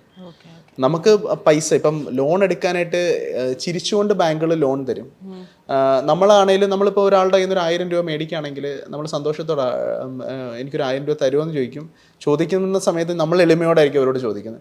അവരപ്പോൾ സന്തോഷത്തോടെ 1000 രൂപ തരും. നാളെ നമ്മൾ ചിലപ്പോൾ വീണ്ടും വേറൊരു ക്രൈസിസിൽ പോയി അവർ നമ്മളോട് 1000 രൂപ തിരിച്ചു തരണം എന്ന് പറയുമ്പോൾ നമ്മൾ പറയാം ഇന്ന് തരാം നാളെ തരാമെന്ന് പറയും. 3-ാമത്തെ ദിവസം അവർ ചോദിക്കും ഞാൻ തന്ന പൈസയല്ലേ നിനക്ക് തിരിച്ച് തന്നുകൂടെ എന്ന് ചോദിക്കും. അപ്പം നമ്മൾ പറയും നമ്മൾ ഒരാഴ്ച കൂടെ സമയം നമുക്ക് വേണം, നമ്മളൊന്ന് അറേഞ്ച് ചെയ്തോട്ടെന്ന് പറയും. അപ്പോഴത്തേക്ക് വീണ്ടും അവരുടെ ടോൺ മാറും, ആ ബന്ധം അവിടെ ബ്രേക്ക് ആയിപ്പോവും. അപ്പോൾ അതുകൊണ്ട് അതേ സിമിലർ രീതി തന്നെയാണ് ഈ ലോൺ എടുത്ത് നമ്മൾ ചെയ്യുമ്പോൾ നമ്മൾക്ക് ഇപ്പം നന്ദുവിന്റെ കമ്പനി ലോൺ പ്രൊവൈഡ് ചെയ്യുന്നുണ്ടല്ലോ. എൻ്റെ ഭവനം ഗ്രൂപ്പ് ഓഫ് കമ്പനീസിൽ നിന്ന് നമ്മളിപ്പോൾ ലോണിൻ്റെ ഒരു പ്രോസസ്സ് ഉണ്ട്. ലോൺ എന്ന് വെച്ചാൽ അതൊരു ഇൻട്രസ്റ്റ് ഫ്രീ ആയിട്ട് ചെയ്യാനായിട്ട് എന്തൊക്കെ ചെയ്യാൻ വേണ്ടി പറ്റുമെന്നുള്ളത് അതിനകത്ത് RBIയുടെ കുറച്ച് ഗൈഡ് ലൈൻസ് നമ്മൾ നോക്കണം. കാരണം നമുക്ക് പെട്ടെന്ന് ഇപ്പം ഐഡിയ ഉണ്ട് എന്ന് പറഞ്ഞാലും നമ്മൾ ഈ പറഞ്ഞിട്ട് നിയമവും റൂൾസും റെഗുലേഷൻസും നമ്മളുടെ ഇവിടുത്തത് അമെൻമെൻറ്റും GSTയുടെ ആണെങ്കിൽ പോലും ആപ്ലിക്കബിൾ ആയിട്ടുള്ള കാര്യങ്ങളെല്ലാം നോക്കിയതിന് ശേഷം മാത്രമേ നമുക്കത് പബ്ലിക്കായിട്ട് അനൗൺസ് ചെയ്യാൻ വേണ്ടി പറ്റത്തുള്ളൂ. എനിക്ക് തോന്നുന്നു ഒരു 1 മന്തിനുള്ളിൽ നമുക്ക് ചെയ്യാൻ വേണ്ടി പറ്റും. നമ്മളിപ്പം ഓൾറെഡി നമ്മളുടെ ഓരോ ആർട്ടിക്കിൾസ് അല്ലെങ്കിൽ ഇൻ്റർവ്യൂസ് ഒക്കെ കണ്ട ആൾക്കാർ വിളിക്കുന്നവരെ നമ്മൾ സൈനപ്പ് ചെയ്ത് തുടങ്ങി. ആ ഒരു പ്രോസസ്സിലേക്ക് നമ്മൾ സൈനപ്പ് ചെയ്ത് തുടങ്ങി. കാരണം എൻ്റെ അങ്ങനത്തെ ഒരു പ്രൊജക്റ്റിൻ്റെ ഒരു ഉദ്ദേശ ലക്ഷ്യം എന്താണെന്ന് വെച്ചാൽ, ഈ പറയുന്ന തൊട്ട് തന്നെ 50 ലക്ഷം രൂപ ലോൺ എടുക്കുന്നവന് 80 ലക്ഷം 1 കോടിയും 1.25 കോടി രൂപയും ചിലപ്പോൾ അത് ബൗൺസ് ആയിട്ട് ആ പ്രോപ്പർട്ടി കയ്യിൽ നിന്ന് പോകുന്ന അവസ്ഥ വരെ വരും. 30 വർഷത്തേക്കൊക്കെ ലോൺ എടുക്കുന്നത്. അപ്പം അതൊന്നും സിംപ്ലിഫൈ ചെയ്ത് ഏറ്റവും കൂടുതൽ മിനിമൽ പ്രൊജക്റ്റ് ചെയ്യണം എന്നുള്ളൊരു ആഗ്രഹമാണ് എനിക്ക്. മിനിമൽ ഡിസൈൻസ് ചെയ്തിട്ട് ഇപ്പം ഒരു 25, 30, 50, 75 ലക്ഷം രൂപ വീടിൻ്റെ ടിക്കറ്റ് സൈസ് മാറ്റിക്കൊണ്ട് ഒരു 20, 25 ബജറ്റ് വരെയൊക്കെ മാക്സിമം സ്ട്രെച്ച് ചെയ്യാൻ പറ്റുന്ന. കാരണം സാധാരണപ്പെട്ട ഒരു മലയാളിയുടെ ശമ്പളം വെച്ചുകൊണ്ട് ഒരു മാസം അവർക്ക് അടയ്ക്കാൻ പറ്റുന്ന EMI എന്ന് വെച്ചാൽ ഒരു 10,000 രൂപയായിരിക്കാം മാസമൊക്കെ പറ്റുമായിരിക്കാം. എന്ന് വെച്ചാൽ ഒരു ആവറേജ് നോർമൽ ആൾക്കാരെ വെച്ചിട്ട് അത് 25,000 അടയ്ക്കാൻ പറ്റുന്ന, ഒരു 50,000 അടയ്ക്കാൻ പറ്റുന്ന, അവർക്ക് വേണ്ടിയുള്ള സെപ്പറേറ്റ് പ്ലാൻസ് നമ്മളുടെ അടുത്തുണ്ട്. പക്ഷേ എന്നാലും കൂടുതലും നമ്മൾ ടാർഗറ്റ് ചെയ്യുന്നത് വെച്ചാൽ ഈ പറഞ്ഞിട്ട് സാധാരണപ്പെട്ട ആൾക്കാർക്ക് പലിശരഹിതമായിട്ട് തവണ വ്യവസ്ഥയിൽ വീട് വെക്കുക എന്ന് വെച്ചാൽ അതൊരു ആർക്കിടെക്റ്റ് ഡിസൈൻ ചെയ്തേക്കുന്ന വീട്. അവരെ കേട്ടിട്ട്, കാരണം ഒരാളെ കേട്ട് ഡിസൈൻ ചെയ്യാന്ന് പറയുന്നതാണ് ഏറ്റവും വലിയൊരു കാര്യം. അവർ പറയുന്ന അവരെ കേൾക്കണം. ചിലർ ഭയങ്കര അഗ്രസീവായിട്ട് സംസാരിച്ച് കളയും, എനിക്കിതാടോ വേണ്ടേ എന്ന് പറഞ്ഞ കളയും. ചിലർ പറയും നമ്മൾ ഈ ഒരു എലമെൻറ്റ് ചെയ്യാൻ പറ്റുമോ. പിന്നെ ചിലർ ഈ മിക്സായിട്ട് വരും. ഒരിടത്ത് ട്രോപ്പിക്കൽ, ഒരിടത്ത് ട്രഡീഷണൽ, ഒരിടത്ത് കണ്ടംപററി, 3 വീഡിയോയും ഇഷ്ടപ്പെട്ടു. ഒരിടത്തെ ബെഡ്റൂമും, രണ്ടാമത്തേലെ അടുക്കളയും, മൂന്നാമത്തേലെ ബാത്റൂമുമാണ് അവർക്ക് വേണ്ടത്. ഇത് 3 ക്ലബ് ചെയ്യാൻ പറ്റുമെന്ന് ചോദിക്കുക. അപ്പോൾ അവരെ ശരിക്കും നമ്മൾ എഡ്യൂക്കേറ്റ് ചെയ്യണം. ഇതല്ല ഇതിൻ്റെ ഒരു തീമും ഇതിൻ്റെ ഒരു പ്രോസസ്സും ഇതാണ്. അപ്പം നമ്മൾ മറ്റേതിൻ്റെ ബെഡ്റൂം അവർ കാണാത്തത് കൊണ്ടും ഇവിടുത്തെ ബെഡ്റൂം കണ്ടതുകൊണ്ടുമാണ് അവർക്ക് അത് മതി എന്ന് പറയുന്നത്. അപ്പോൾ മറ്റേ ട്രോപ്പിക്കൽ കൺസെപ്റ്റിലെ ഒരു ബെഡ്റൂം ചിലപ്പോൾ നമ്മൾ ഡിസൈൻ ചെയ്ത് കാണിച്ചു കൊടുക്കേണ്ടി വരും. അപ്പൊ അത് എക്സ്പീരിയൻസ് ചെയ്താൽ മാത്രമേ അവർക്ക് ഫൈനലൈസ് ചെയ്യാൻ വേണ്ടി പറ്റത്തുള്ളൂ. 1 കോടി രൂപയായിട്ട് ഞാനിപ്പോൾ നന്ദുവിൻ്റെ അടുത്ത് വന്നിട്ട് പറയാണ്, എനിക്കൊരു ലക്ഷറി ഹോം അല്ല വേണ്ടത്, എനിക്കൊരു നല്ലൊരു വീടാണ് വേണ്ടതെന്ന് പറയാണ്. അപ്പം നന്ദു എനിക്ക് തരുന്നൊരു 3 ഉപദേശം എന്തായിരിക്കും? ഓക്കെ, 1 കോടി രൂപയായിട്ടാണ് വരുന്നത്. 1 കോടിയായിട്ട് ലക്ഷറി വേണ്ട കേട്ടോ, എൻ്റെ ഞാൻ പറഞ്ഞതേ ഉള്ളൂ. അല്ല, ഇത് കഴിയുമ്പോൾ ഞാൻ ചെക്ക് ചെയ്ത് മേടിച്ചോളാം. ഓക്കെ, 1 കോടി രൂപയായിട്ട് വരുന്നു. മിനിമൽ ഹൗസ് ആണ് വേണ്ടത്. മിനിമൽ എന്നല്ല, എനിക്ക് നല്ലൊരു വീടാണ്. ലക്ഷറി ഒരു 4 ബെഡ്റൂം വേണം. ഓക്കെ, ഞാൻ പറയുന്നത് വെച്ചാൽ ഒരു 50 ലാക്സിനുള്ളിൽ, അതിലൊരു 50 ലാക്സ് ബഡ്ജറ്റിന്, 50 to 60 ലാക്സ് ബഡ്ജറ്റിന് അതുള്ളൊരു വീട് വെക്കാൻ വേണ്ടി ഞാൻ പറയും. ബാക്കി 40 ലാക്സിനകത്ത് എന്ന് വെച്ചാൽ ഞാൻ ഇൻക്ലൂഡിങ് കോമ്പൗണ്ട് വാളും ലാൻഡ്സ്കേപ്പ് എല്ലാം കൊണ്ട് 60 ലാക്സ് ബഡ്ജറ്റ് ചെയ്യാം. ബാക്കി 40 ലാക്സ് വെച്ചിട്ട് ഞാൻ പറയും വേറൊരു പ്ലോട്ട് മേടിക്കുക, വേറൊരു വസ്തു മേടിക്കുക. അപ്പോൾ വസ്തു മേടിക്കുക എന്ന് വെച്ചാൽ വസ്തു ഒരു 20 ലക്ഷം രൂപയ്ക്ക് മേടിക്കാൻ പറയും. 20 ലക്ഷം രൂപയ്ക്ക് മേടിക്കുന്ന വസ്തു ഇപ്പോൾ സെൻറ്റിന് 10 സെൻറ്റ് സ്ഥലം, 2 ലക്ഷം രൂപ വെച്ചിട്ടുള്ള 10 സെന്റ് സ്ഥലം 20 ലക്ഷം രൂപയ്ക്ക് മേടിക്കാൻ വേണ്ടി. 2 ലക്ഷം രൂപയ്ക്ക്. പിന്നെ ഇപ്പൊ കൊച്ചിയിൽ തന്നെ നോക്കണമെന്നില്ലല്ലോ, നമുക്ക് എവിടെയും ഇൻവെസ്റ്റ്മെന്റ് ആണ് നമ്മുടെ. അതിനകത്ത് ഒരു 5 ലക്ഷം രൂപയുടെ ഒരു 4 വീട് എന്നെ കൊണ്ട് പണിയിക്കാൻ പറയും, ബാക്കി 20 ലക്ഷം രൂപയ്ക്ക്. അതെ. അപ്പോഴത്തേക്ക് 10 സെന്റ് സ്ഥലം അത് ഞാൻ തന്നെ പ്ലോട്ട് തിരിച്ച് ഞാൻ തന്നെ വീട് പണിയാകുമ്പോൾ എനിക്കൊരു വർക്കും ആവും. എന്നിട്ട് അതിന് ഒരു 3-4 ലക്ഷം രൂപ പ്രോഫിറ്റ് ഇട്ടിട്ട് ഞാൻ വിറ്റും തരാം. Time span of 6 to 8 months. അല്ലെങ്കിൽ തന്നെ 1 കോടിയുടെ വീട്ടിലൊക്കെ എന്തിനാ താമസിക്കുന്നില്ലേ? അങ്ങനെയല്ല, അത് ഡിപ്പെൻസ് ആണ്. ഇപ്പം ഓരോരുത്തർക്കും ആഗ്രഹങ്ങളല്ലേ. ഞാൻ കഴിഞ്ഞ ദിവസം ഞാൻ എറണാകുളത്തോട്ട് വരുന്ന സമയത്ത് എൻ്റെ വണ്ടിയിലേക്ക് ഇവിടെ എറണാകുളത്ത് കൺട്രോൾ റൂമിൽ വർക്ക് ചെയ്യുന്ന 2 പോലീസ് ഓഫീസേഴ്സ് ലിഫ്റ്റ് ചോദിച്ചു വയ്ക്കുന്നുണ്ട്. ഞാൻ വണ്ടി നിർത്തി ഞാൻ കയറിയ സമയത്ത് അതിനകത്തൊരു ഓഫീസർ സംസാരിച്ച കാര്യം വെച്ചാൽ, പുള്ളിക്കാരൻ ഈ ഇടയ്ക്ക് മറൈൻ ഡ്രൈവിൽ ചെന്നിട്ട് അവിടുത്തെ ഒരു അപ്പാർട്ട്മെൻറ്റ് പ്രൊജക്റ്റിനകത്ത് കയറിയിട്ട് ഒരു അപ്പാർട്ട്മെൻറ്റ് വില ചോദിച്ചു. അപ്പോൾ 3.5 കോടി രൂപയാന്ന് പറയും. അപ്പോൾ പുള്ളി പുറത്തോട്ട് ഇറങ്ങിയിട്ട് നമുക്ക് പോലീസ് ഓഫീസറും സിവിൽ പോലീസ് ഓഫീസറാണ്, നമുക്ക് പറ്റത്തില്ല. സോ ഇവിടെ 2 മൈൻഡ് സെറ്റാണ് ഉള്ളത്. ഒന്നെങ്കിൽ ഒരു എംപ്ലോയി മൈൻഡ് സെറ്റ് ആവണം, അല്ലെങ്കിൽ ഒരു ഓൺടർപ്രണർഷിപ്പ് മൈൻഡ് സെറ്റ് ആവണം. ഈ ഇപ്പം എനിക്കൊക്കെ പണ്ട് പറ്റിയ ഒരു മിസ്റ്റേക്ക് അതിനകത്തൊരു എലമെൻ്റാണ്. ഞാൻ എൻ്റെ ആഗ്രഹങ്ങളും എൻ്റെ വിശ്വാസമൊക്കെ ഞാൻ എൻ്റെ ഓഫീസിലെ എംപ്ലോയീസുമായിട്ട് സംസാരിക്കുമായിരുന്നു. ഞാനിങ്ങനെ പറയാം 5 വർഷം കഴിയുമ്പോൾ നമുക്കിത് ചെയ്യണം. അപ്പോൾ എൻ്റെ ഭവനത്തിൻ്റെ പ്രൊജക്റ്റ് തന്നെ 3-4 വർഷം മുമ്പേ വർക്ക് ചെയ്ത എംപ്ലോയീസിനും അറിയാവുന്ന കഥയാണ്. നമുക്ക് ഇങ്ങനെ ചെയ്യാം അങ്ങനെ ചെയ്യാം എന്നൊക്കെ പറഞ്ഞ് വർക്ക് ചെയ്യും. കഥകൾ നമ്മളിങ്ങനെ പറഞ്ഞുകൊണ്ടിരിക്കും. അവരെ സംബന്ധിച്ച് അവർക്ക് ആ മാസത്തെ ശമ്പളം മാത്രം മതി. അവർക്കൊരു 4 വർഷം അപ്പുറത്തോ 5 വർഷം ഇപ്പുറത്തോ അതെന്താവുമെന്നോ, അല്ലെ എനിക്കൊരാഗ്രഹം എന്ന് വെച്ചാൽ ഗ്രോ ടുഗദർ എന്നുള്ളൊരു കൺസെപ്റ്റാണ്. എല്ലാം കൂടെ ഒറ്റയ്ക്ക് വെട്ടിപ്പിടിച്ച് ഇവിടെ ആരും ഒന്നും കാണിക്കാനായിട്ടൊന്നും ഇല്ല. നമുക്ക് കഴിയാനുള്ള പൈസ സഫീഷ്യൻ്റ് ആയിട്ടുള്ള മതി. ഞാൻ നേരത്തെ തന്നെ പറഞ്ഞിട്ടുണ്ട്, പല ഇൻ്റർവ്യൂസിനും പറഞ്ഞിട്ടുണ്ട്, എൻ്റെ ഒരു ആഗ്രഹം എന്ന് വെച്ചാൽ 1000 പേർക്ക് വസ്തു മേടിച്ച് വീട് വെച്ച് കൊടുക്കണമെന്നുള്ളൊരു തോട്ടിലാണ് ഞാൻ നിൽക്കുന്നത്. ഞാൻ ഈ എൻ്റെ ഭവനം പ്രൊജക്റ്റ് ഞാൻ ആ ഒരു കോഴ്സിന് വേണ്ടി മാത്രമാണ് ലോഞ്ച്. അത് ഞാൻ പറഞ്ഞതാണ്, ഞാൻ ഈ യൂണിവേഴ്സിൻ്റെ അടുത്ത് ഞാൻ പറഞ്ഞൊരു പ്രോമിസാണ് അത് ഞാൻ ചെയ്യാം എന്നുള്ളത്. അപ്പോൾ അത് എക്സിക്യൂട്ട് ചെയ്യാൻ വേണ്ടിയിട്ട് എന്താണോ വേണ്ടത് അത് ഞാൻ ചെയ്യും. അതിനുള്ള വഴികൾ എനിക്ക് ഞാൻ ചെല്ലുന്നിടത്തെല്ലാം ചില സമയത്ത് നമുക്കിങ്ങനെ ഓപ്പണിങ്സ് ഇങ്ങനെ കിട്ടി വരും. എനിക്ക് തോന്നുന്നു ഇന്ന് ഇവിടെ ഇരിക്കുന്നത് തന്നെ എന്നെ ആക്ച്വലി ശ്രീജിത്തേട്ടൻ ഇങ്ങോട്ട് വിളിച്ചത് കൊണ്ടാണ്. എനിക്ക് തോന്നുന്നു ഇപ്പം അത് റൈറ്റ് ടൈമാണ്. കാരണം എൻ്റെ ഭവനം വരുന്നതിന് മുമ്പ് ഞാൻ അത് ജനങ്ങളിലേക്ക് എത്തിക്കാൻ വേണ്ടിയിട്ട് I am happy with that. Okay, ഏതായാലും എൻ്റെ ഭവനം സക്സസ് ആവട്ടെ.